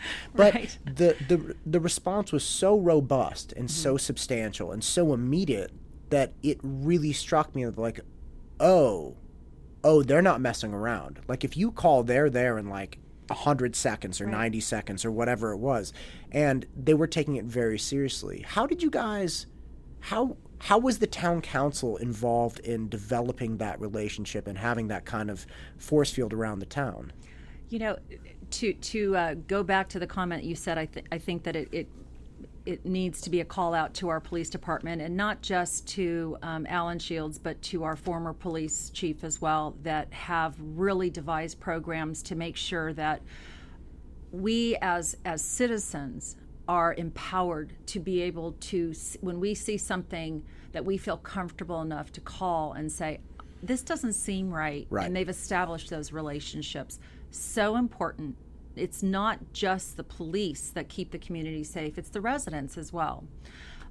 For us, that's one area of service that I will never, ever falter on. I think that for them to protect lives and property is one of the reasons why you have an outstanding quality of life. And when you feel safe enough to be able to know that they're there for you, it gives you a sense of comfort.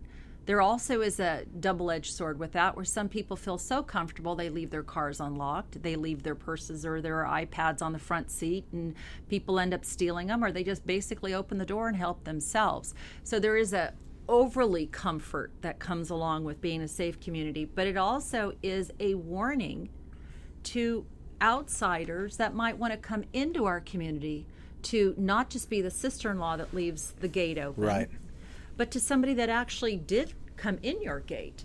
They're going to think twice before they come to Danville because of the services and the type of service that we're able to offer through our police department and all of the cameras that we have throughout town. Yeah, my brother-in-law is a sergeant in the Berkeley Police Department, and they recently, in very reactionary sense, defunded the Berkeley Police by, I believe, 50%. And they switched a lot of the funding from the Berkeley Police to the mental health department. So, for instance, things like domestic abuse calls or domestic calls, violence, whatever it is, you're going to be sending an unarmed mental health worker into a situation. Now, the domestic abuse calls are some of the most volatile, insane situations that officers walk into. Exactly. I spoke to my brother-in-law about this actually years ago, and he said, look, you have if somebody's willing to be physically fighting with their family, they don't care about any. They are gone. Emotions are gone. They only see red, That's and right. They're not going to see you when you're coming in. They're not going to take a step back and say, okay, deep breath. And the unfortunate thing with that particular situation is after this happened, I was talking to him. He said, we haven't had an officer-involved shooting in 8 years. And I believe he said 8. I mean, you can it's plus or minus. One of those controversial things you're bringing up now, right? I'm telling you, comment or I'm not? telling you right now, it has been years. It has been years. And when there was a lot of social unrest, when a lot of those speakers on the speaker circuit, like Milo Yiannopoulos, was coming through Berkeley and whatnot, and the town had to absorb something like, it was hundreds of thousands of dollars worth of damage. Somebody ran a Honda Accord through the front of Walgreens downtown. I mean, there was all this destruction throughout the town. And the Berkeley Police Department said, okay, look, we need to make sure that we keep as many people safe as possible, but we also cannot get sucked into this, violent militarization and have the backlash from that. So they had done a good job of reaching out to the community, but the community sentiment was swayed so intensely by the social unrest through the rest of the nation that they're like, cut the budget by 50%. I was like, well, they had been doing a good job. They had been doing not just a good job, a tremendous job. And you still lost that. That's one thing that I don't see that happening in Danville, specifically for the things you're saying. I mean, there is not this sense of resentment. There's more of a sense of partnership and community that you experience from the police, and unless you're riding a bike through Diablo. But aside from that, as long as you're not riding, right. It's not my fault. Not my fault. I do not own Diablo. Renee, it's not my job. It's county. Yeah. And again, it is one of those things that's great to see. Relationships are important to establish. Before the pandemic, we were doing coffee with the cops. I saw that. Yes. Yeah, which is great. Recess. Kids have a tendency in elementary school to really think that police officers are so cool, right? You get into middle school and it's like, oh, I got to be cool. Am I cool if I like a police officer or am I not cool? And by the time you're in high school, it's like, oh, police, right? And every other word they can think of. So you got to catch the kids when they're in middle school. You got to make them realize that they're the good guy and that they're to help.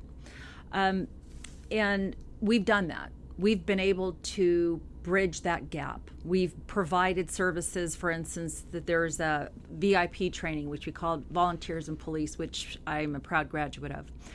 And they teach you everything there is to know that they do. Everything from what it means for traffic accidents, how to manage those, to everything to parade control, to you name it. They go through all the exact training. They get to shoot guns. They get to do all the things that a police officer gets to do. Did you say shoot a gun? Yes, how dare you? Shoot a gun. Oh my God! Within a controlled area, but at the sheriff's area. So, anyways, yes, I did, and it's an interesting concept because it was only given to adults. And my thought process was, well, why are we offering this, not the gun shooting, but the training end of it to our children to be able to understand that this is a good thing? And we did that. We've been able to extend that program down to our middle schools now. So these kids have the opportunity to go and see what it's like. So that bridge gap is being slowly but surely taken away, where they see that the police are somebody that you want to have in your community. The police are somebody that you want to have there to protect you. America as a whole, we all could do better. This country has gone through so much turmoil and so much unrest that it's time for all of us to come together as a community. And it's unfortunate when you see one entity being blamed for so many things that have accumulated over time. As far as getting back into the mental health end of things and funding that, the town of Danville has the opportunity to work with the Sheriff's Department, and the Sheriff's Department has that particular squad that will come out if we have a situation like that arises, so that we don't have to use that type of force.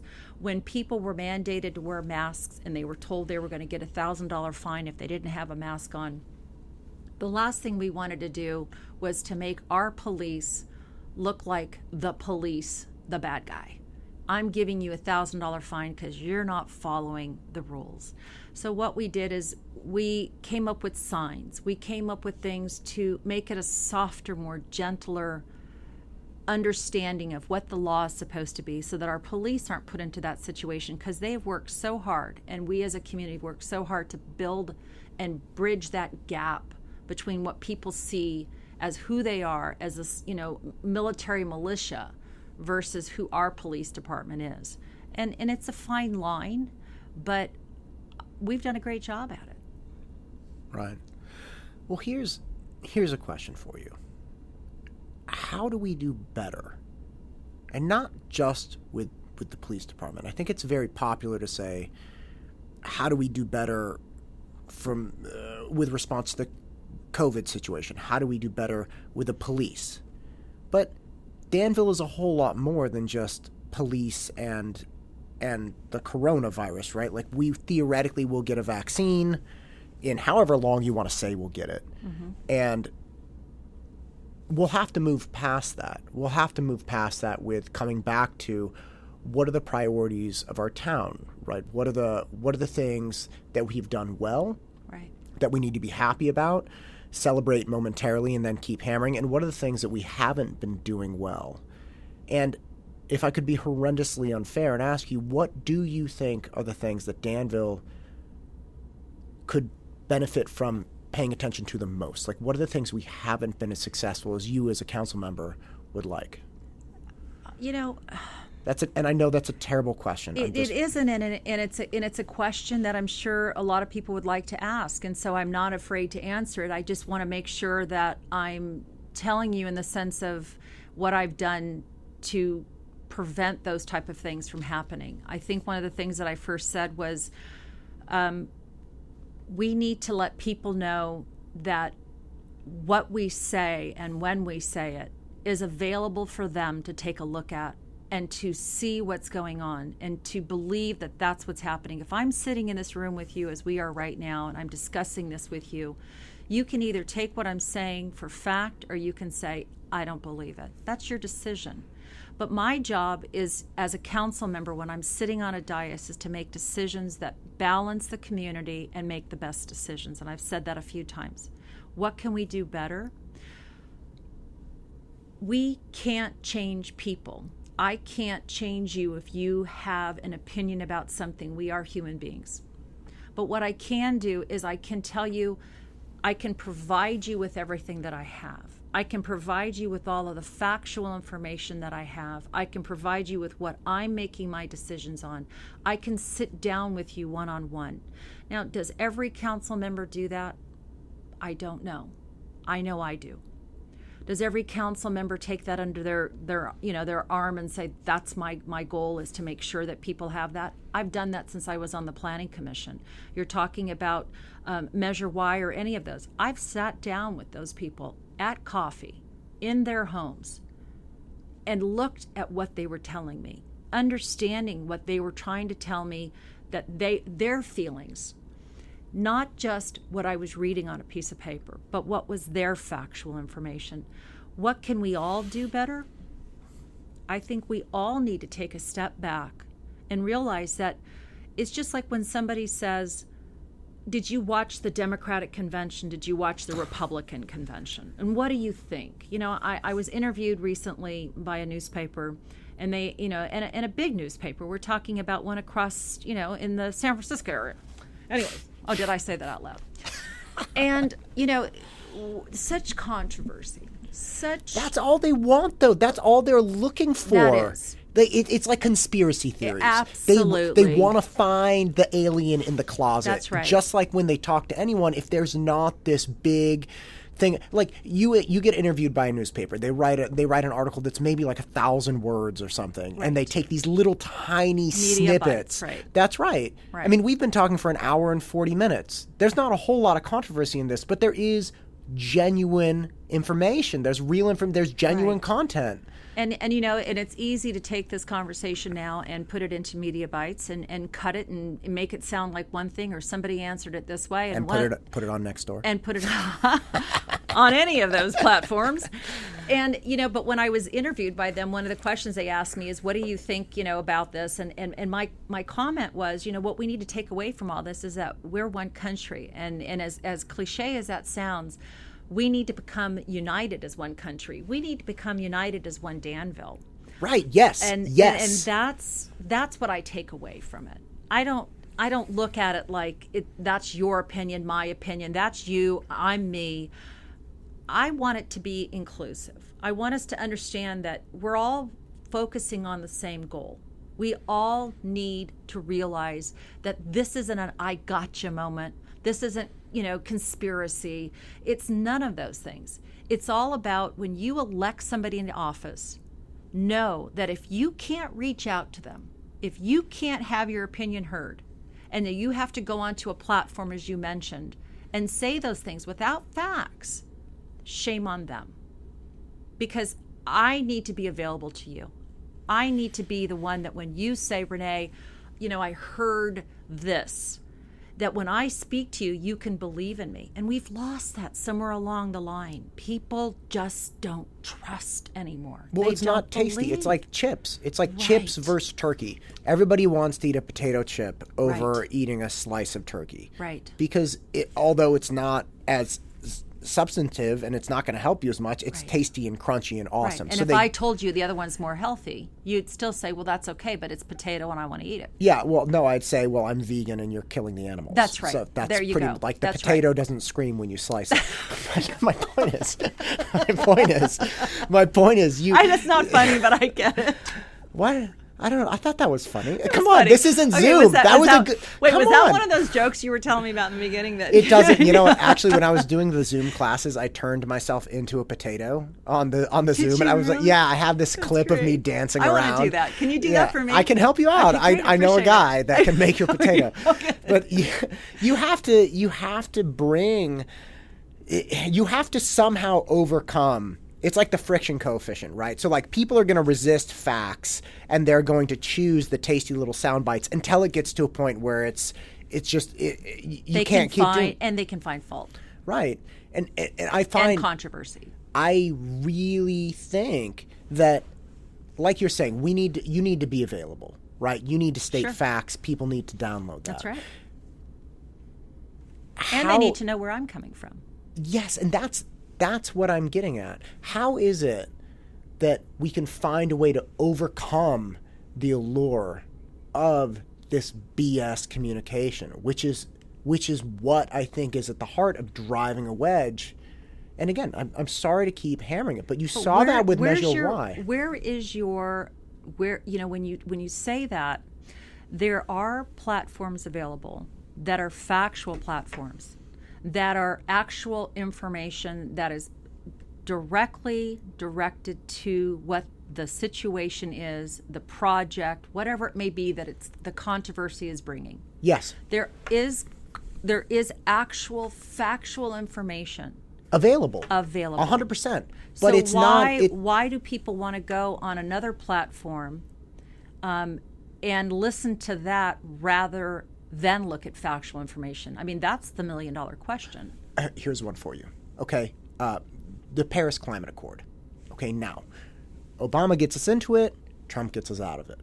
All right, so I think anyone in the country knows how that conversation went, which was like, Trump doesn't care about the environment. He just wants to burn us all. He's pro-industry. He's all of this stuff. Well, I mean, again, obviously you come back like, okay, well, Trump lives here, right? And so do his kids, so do his grandkids. So let's take it back a little bit. And I'm not saying I'm for Trump or against Trump. I'm just saying that's an example. It's like self-preservation kicks in for pretty much everyone. Right. But beyond that, I had this conversation with somebody, one of my dear friends, and I said, look, I don't know enough to say that was a bad move. And his immediate response is like, what do you mean you don't know enough? Like, think about it. He doesn't care about the environment, all these things. I said, okay, like, I'll take your word for that if you know, and that's fine. I'm just saying I don't know. So what I ended up doing was I read a 45-page legal brief that outlined in detail how the Paris Climate Accord was actually a treaty.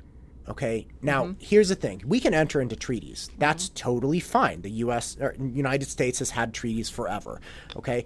And the treaty obviously gives power to a foreign body, or at least one of the aspects, gives power to a foreign body to regulate what a state can or can't do. So California would be beholden to this, council in Europe. All right. Now, we can do that, but you have to give senators a say. Right, so the California senators can say yes, we like this, or no, we don't like this, and we can and they have to vote. We have to vote. There was no vote, so the legal brief said, look, even if we like the result of the Paris Climate Accord, it does not legally stand. That's right. Which means we need to renegotiate this, and we need to have a different conversation so that we can actually enforce this and have everybody on the same page. Now, was that 45-page legal brief, is that something that people are going to go read? I'm the only one. I mean, perhaps you've read it. You'd be number two. I'm the only two people. Let's say you read it. We're the only two people I have ever heard of who read that as well, right? And my very dear friend who I love, he's a great man. He and his wife, we were having this conversation. Did you call him back? Did you tell him what you read? I did, but did it change his mind? I don't think it's my position to change people's minds necessarily. But were you able to? I don't think I changed his mind in that particular way, because one, he shouldn't take what I say as fact. He should figure it out himself. That's and we're all busy, so I don't think he has a lot of time.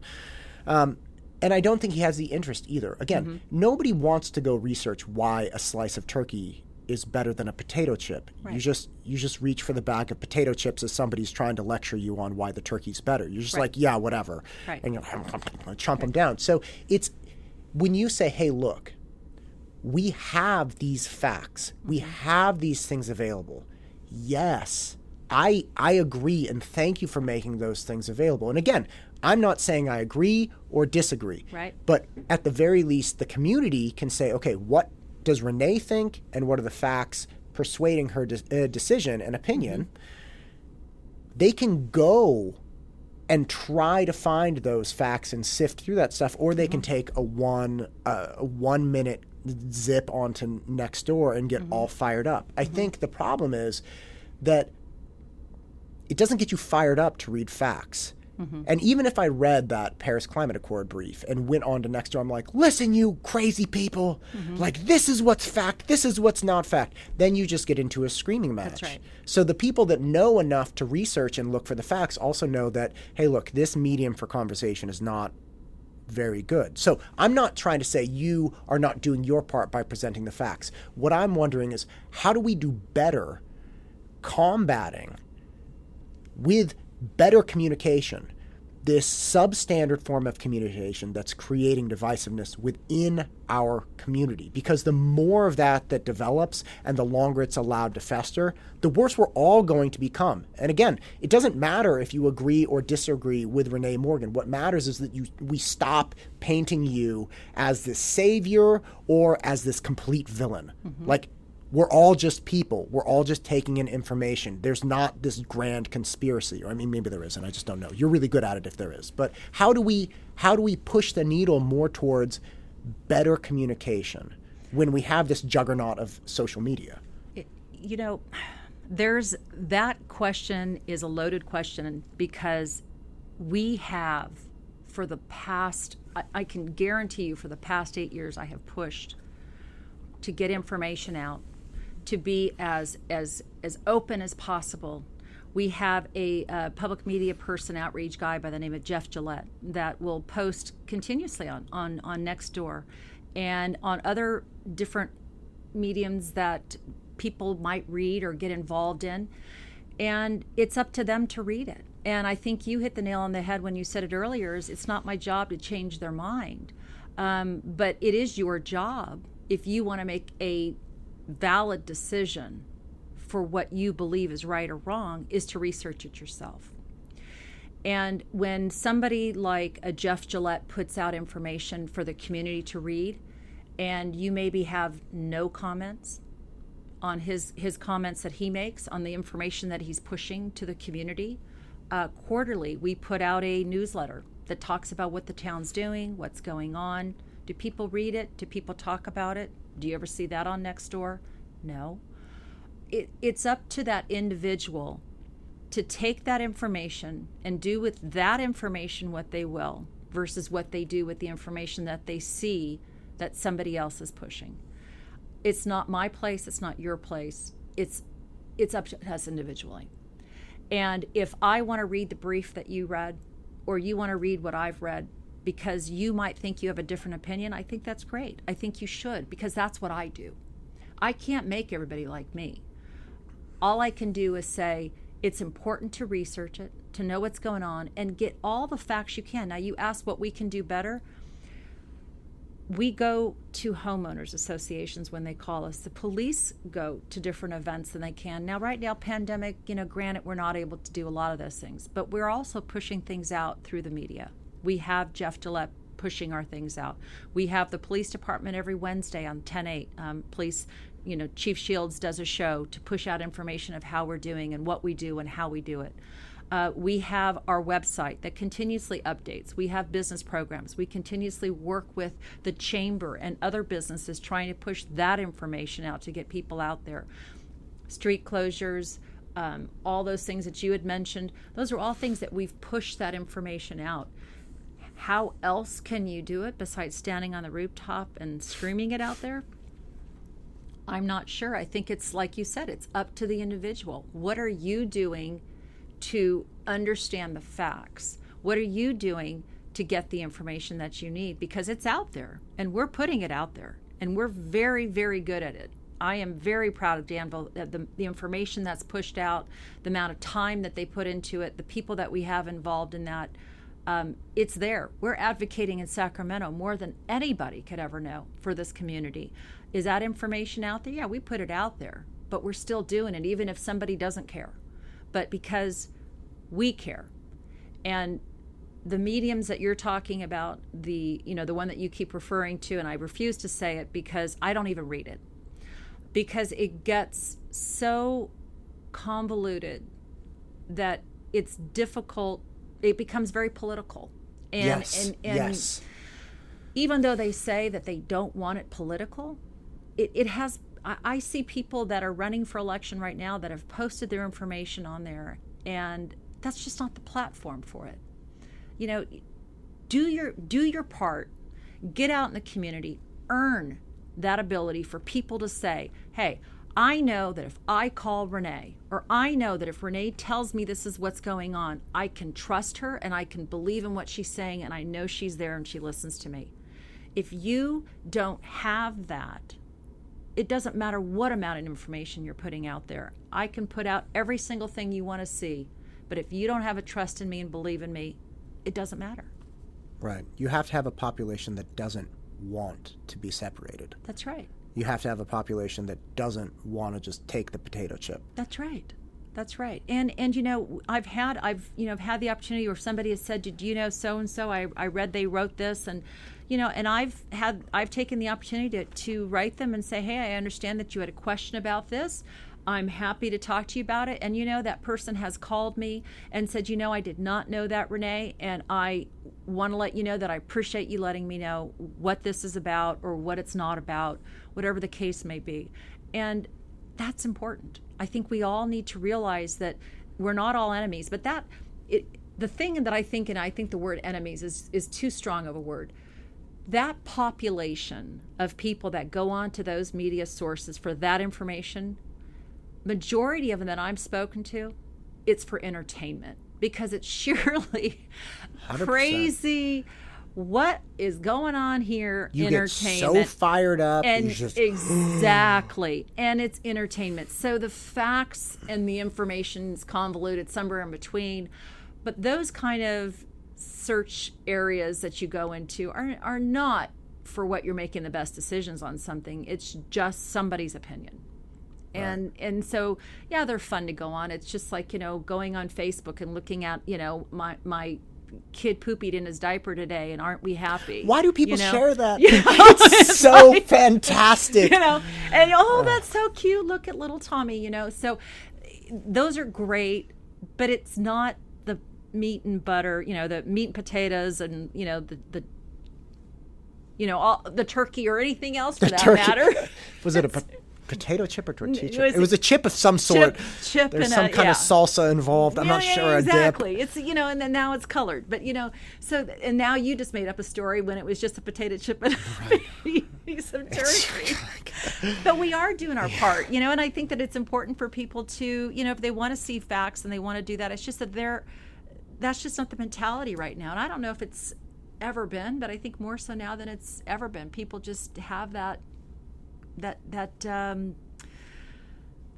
feeling of, I don't believe that. It can't be. You know, and to say things that is not true, that's what I was saying in the beginning. Mm-hmm. It's difficult for me because I like to circle back and say, if I say something, I'll stick to it and I'll tell you why I said it. And I'm the first one to say, hey, if I did it and it wasn't okay, I'm the first one to come back and say, you're right. This is the way it should have been. But when somebody as such as your friend will bring up something, my whole thing is, you know, I'll go back because I know what I do. I know how I feel, and I review my information quite a bit. But for somebody to say that, it's important for them to say, well, where's your factual information behind that? And I think that's the part of the puzzle that we're missing. Some people on those forums will say, well, where are you getting that information from? Well, my friend told me of my friend of my friend of my friend told me. Right. Just these absurd, I heard my friend say he said this. Right. And all of a sudden, like you said, the speed hump creates all these issues, right? So that's what I think we're lacking right now. I think that we're a great community. We all are, you know, the people that live here want the best for their community. They say things like, well, we don't feel like we're being heard. I've heard somebody say that's not true. That's just not true. This community is so well balanced in the sense that the people that live here, the places that you can go, the activities that we have, hearts on hearts. You know, that was so timely for us. The town of Danville has heart and everything that's happened. Go downtown, do a treasure hunt with your kids. Go out, get some fresh air. All those type of things that Danville does. When you really look at it from the entire whole picture, that's a small drop in the bucket of how the majority of the people of Danville feel. And the majority of the people of Danville will say, we think this is a wonderful community to live in. We love where we live. We play where we live. And this is where we want to be. And we're happy with our council.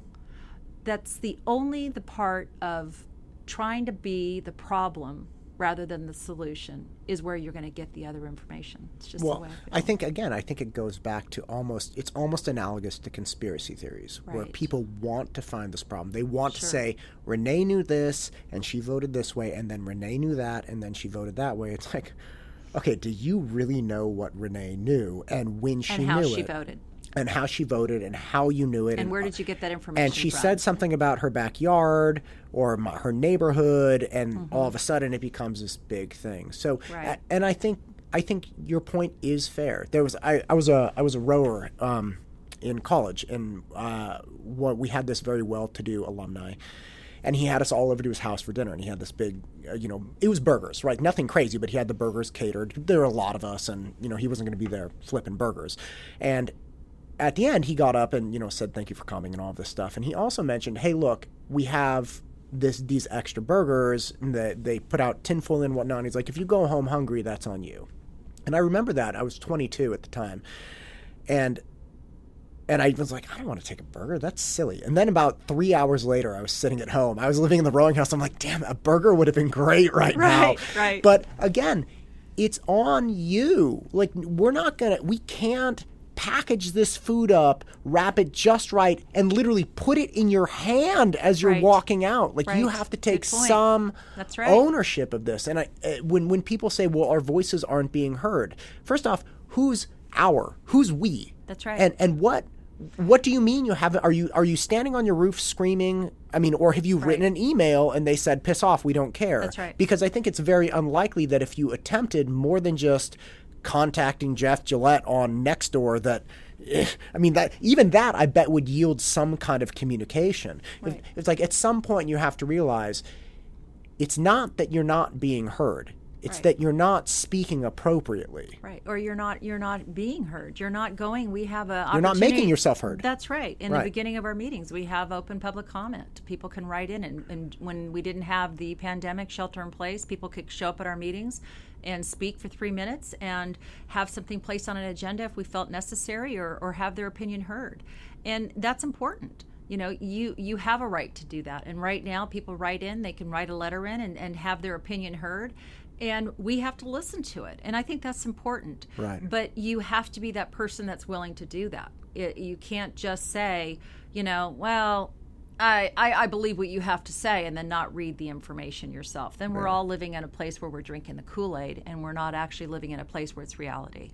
I work with teenagers, obviously, right? And one of the big things that I remember is I live with one, by the way, so it's okay. That's a good time. It's a good time.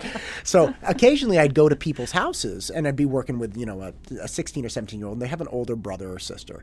And the older brother or sister, say like 20. And I remember a couple times very distinctly, in these two cases, it was a brother, right, came through. And I could tell there was a little tension because it's just me and the student sitting at the table. I'm like, what's going on here? Uh-huh. So then it turns out that the older sibling, who's 20 and still living at home, has a different way or opinion of how life should be going than the parents do, okay? And the parents were holding the line, saying, hey, while you're living under my roof, you have to live this way. Mm-hmm. And I remember hearing that, not directed at me, but I had an older brother, and it was more common for my parents to say that to him. Mm-hmm. And it was always one of those things where I'm like, oh, gosh, that's such a goofy thing to say. But now I see it in such a different light, which is, hey, you got to take ownership for your life. Right. And if you think your life is best lived this way, that's fine. You just can't live it under my roof that way. Like, you're not going to sit on my couch and eat the chips that I provide for you and then go out and party, and I'll pay your bills, and you're going to go party and you're going to do whatever till all hours of the night. If you want to do that, that's fine. Get a job, party hard, get after it, son. Right. Get crazy. But again, you have to take 100% ownership of this. And for the people that just sit back and say, well, my voices aren't being heard, or like they don't care what I think, and say, well, why don't you go down to the town council? Well, they don't care anyway. Well, yeah, it's really easy for you to just sit back and say, well, they don't care anyway, and it doesn't matter. Right. And it kind of reeks of that 20-year-old. It does. And, you know, the other thing is we have a lot of commissions in the town of Danville. One of the ones that I mentioned to you that I sat on for 8 years was the planning commission. And it was important for me to understand how things were approved, how the process went. And it was also important for me to give back to my community. So one of the things that happens is now we have a lot of openings on our commissions. We have our Parks Commission, we have Parks and Arts, we've combined the two. We have our Planning Commission, we have Historic Design Review, we have all of these. We have commissions that design review that people can go on and, you know, they complain about, oh, I don't like the way that building looks. Well, do you have a commission to make commissions? Because it sounds like you've really gotten after this. That's a governmental thing, okay? Let me have my people call your people to schedule a meeting, right? It sounds like that. I get it. But we do. And these are opportunities for these people to get involved, to see how things work. We have Leadership 101, a brand new thing that started because I'm sitting at a meeting down in I don't remember where it was. We do League of Conference meetings, we go to training sessions and stuff. And one of the things they said was, you know, get your people involved to let them know how government works so they understand the process of how things get done. Because, you know, I don't come from a government background. And so when you get into that government versus private, if I tell you, you know, if we change the color of that wall and we make it blue and we add a little pink in there and all that, I think it'll be a lot brighter and people will love it. It'll definitely be brighter. Well, that's true. Definite. But if I come in here and say that and I have that idea, right, in the private sector, I can have that done and it'll be done by the weekend. And hey, no problem. Government, it'll be done probably in a year from now because the process to get those things done takes time. It's about approval, it's about design, it's about getting the money to pay for it, it's who's going to manage it, who's going to pay for the upkeep of the wall. There's so much more in depth to a decision that's made for a community versus a decision that's made when you're sitting there in the privacy of your living room saying they should have done this or this is the way it is and I want it this way. There's a lot more to it than just sitting back, and it's like the parent telling the kid, the 20-year-old, I want you to be somebody, right? Because ultimately, that's what you're saying to that 20-year-old. I don't want you, I'm going to help you, and I'm going to be here for you, but I want you to be somebody. I want you to go out in that world and be somebody, not just come here and eat my food and do all these things. It's the same thing in general. It's the way we look at it is, if you're going to make decisions for a community, be that person that's out there giving your opinion, being and taking part in it, and be somebody a part of that then. Don't just complain about the process. Don't complain about what's going on, but get involved. And, you know, for 8 years when I sat there, I realized that the things that I thought could take place immediately and the ideas that I had that I wanted the community or the town to implement was not as easy as I thought it would be. There was a lot more involved in it. And I think that's where people could get themselves more involved, whether it's taking the Leadership 101, great class, get involved in volunteers and police, understand what they do, get involved in commissions, put your time into your community and be understanding of how things work in our community, and know that the people that you vote into office, you make sure those people have everybody in mind, not just one part of town or one issue or one thing on Nextdoor. And I said the word, but you know, one. I swore I wouldn't. You know, I had no idea. I wouldn't have even said it ever if it was like a thing for you. It's fine. Keep going. So to me, it's get involved. You know, understand that there's more to being on the council than just meeting twice a month. Right. You know, I sit on the governing board with San Ramon Regional and Tenet Healthcare. Why do I do that? Because it is important for me that the community and the town of Danville, we are knowledgeable of what the things that can and can't happen in our healthcare industry, as well as now with COVID, what's going on from a hospital's perspective and having that insight. It's very important to me. It's important to me that when this first hit, that our seniors with Meals on Wheels, when we spoke about that they were getting the services that they needed. They were getting food. Because let's face it, the majority of our seniors, I wasn't raised with a computer. I didn't have a computer in front of me. And majority of these seniors, they don't know how to go on a computer or understand that concept either. They're sitting there alone while we're sitting on Zoom. Right. So we have a police department that will go out. One of the programs that I was very adamantly about wanting to get done was to make sure that we can do not just welfare checks, but hello, how are you today checks. Right. You know, hey, just checking in, seeing what's going on. Are you doing gardening? What's going on? Not because we want them to think that we're checking in on them, but because we want to know that they're okay. Right. Loneliness is a far worse disease than, it is. I mean, the vast majority of things people encounter. Absolutely. And so when we have now a senior commission, if those are your interests, get involved in that. Get involved in things that make the community a better and more vibrant community. And don't get involved in the things that pull you down. Right. And that's difficult because, let's face it, people rather see the bad thing in something than the good. Right. And that's unfortunate, but it's human nature. You know, you'd rather say something bad than something nice, but I'm the opposite. I'd rather see the good. I'd rather say, hey, I want to give you this. I want to offer you this opportunity. Look at the different commissions we have. Look at the different opportunities that we offer you in Danville. Take advantage of those things so that when people do say something about, you know, whether it be sell or building or, you know, or affordability or whatever it may be, that you can say, no, you know, actually, I know it to be this, and not get involved and put into the other trap. Right. I feel compelled to reiterate, neither you nor I are implying that the citizenship of Danville are like petulant teenagers. Right? No, like, absolutely not. There are similarities between people not wanting to take responsibility and having certain outcomes and other people who own it completely and then become part of the solution, as you're saying, becoming part of the commissions, understanding the process where things go through. As a person seeking re-election, you're unique compared to other people in that we can directly talk about what has gone on based on your decisions in the town. But there are a lot of people that run based on their vision for the town.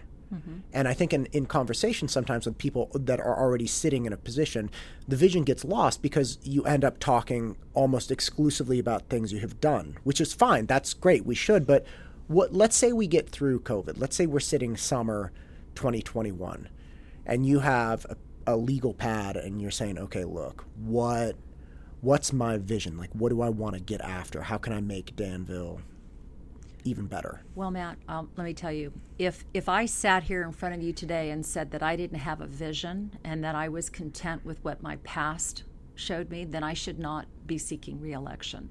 I am not that person. I continuously have a vision for Danville. I continuously seek what we can do better, what we can improve upon. And if I don't have that vision, and the only reason I'm doing it is for a feather in my cap, then I should not be running for re-election. My vision has always been, first of all and foremost, Danville and the residents. And what I mean by that is, what can we do to improve upon what we already do? And when I first got into office, one of the things that was said to me, and I'll never forget, was, we've already tried that, and we don't want to do that. And me being myself, I said, well, that's nice, but I'm nice. Here. But I haven't tried it. How about we give it a shot? That's right. And that's exactly how I am. So if somebody says that to me, it makes me that much more say, well, then maybe you tried it this way, but we didn't try it this way. So we're continuously improving on that. I think I mentioned a few things that when time goes on, you have to be able to reassess, reimagine, and move forward. And COVID, yeah, we are in times that I've never seen before. But that does not mean that Danville's not going to thrive. That does not mean that we're not going to go out and be creative on how we can help our merchants, our restaurants, and the people of Danville. I mean, there's so many opportunities still out there, and we're still carrying on. We're not becoming stagnant. We're having Zoom meetings. We're engaging people, and with re-election, hopefully, and people see it the way they be. Hopefully next year I will be mayor, and be that way where it may. I want to make sure that every single person that doesn't feel engaged is engaged somehow. And it's not a promise. It's a comment that I'm saying that I am available and I'm out there. And it's not a political pull. It's not a political statement. It's more so of where we are now, where we need to be, and where we're moving forward to. I don't know what tomorrow brings. This pandemic has been a shock to all of us. The riots were a shock to all of us. But I can tell you that if you have the best interest of your community in, you're not doing it for a feather in your cap, and you're doing it because you genuinely care about your community, that is who you want in office. And I'm not going to not stop questioning the how can we do it? How can we do it better? What do we need to do to get beyond this? And to continuously improve upon who we are. It's just not in my nature. I'll always be that person. Why are you doing this? I mean, like, genuinely, you planning commission for 8 years, now town council for 8 years. This is not a job where you make friends, nor is it a job where you get rich. So you're not gaining fame and fortune. Why not just say, hey, look, I've done almost 2 decades. I've done my part. Good question. And I think the only answer I can say is I'm not done yet. I have things yet that I still want to do, that I want to see come to completion, to fruition. I have worked really hard for this community. It's not about a paycheck, and people will find that out very quickly. More than happy to share that with you, but it's one of those things where you either have a passion for your community, you have a drive to make things better, and I've made this my full-time job. I've made this community, and the legacy that I feel that I'm able to leave when I can step away and say, yeah, I've put every ounce into this community, and I can turn around and look and say, yeah, that's something that I did. It's a good feeling. And it's a feeling of I've lived here for 30 years, and I've always wanted to give back. It's been a community that I've raised my children in. It's a community that is based on everything that I wanted to have when I grew up and said, as a military child, where do you want to live ultimately? I've seen the world. Danville is the place that I wanted to be because this is where I've stayed. And I'm not done yet. There's still things I want to get accomplished. There's still things that need to be followed through on. And it's like with an executive in an executive position, or the position that you're in right now. How many years you've been doing it? It's because it's a passion behind it. You don't do it because if you don't wake up in the morning and say, I'm excited about this. I'm ecstatic. I'm going to go to work today. Or if you wake up in the morning and you say, I don't want to be here. I'm not there. I really enjoy what I do. I enjoy bringing people together. I enjoy having people come to this community and say, wow, you guys did a great job. This is the poster child for how things are supposed to be done. And we're doing that.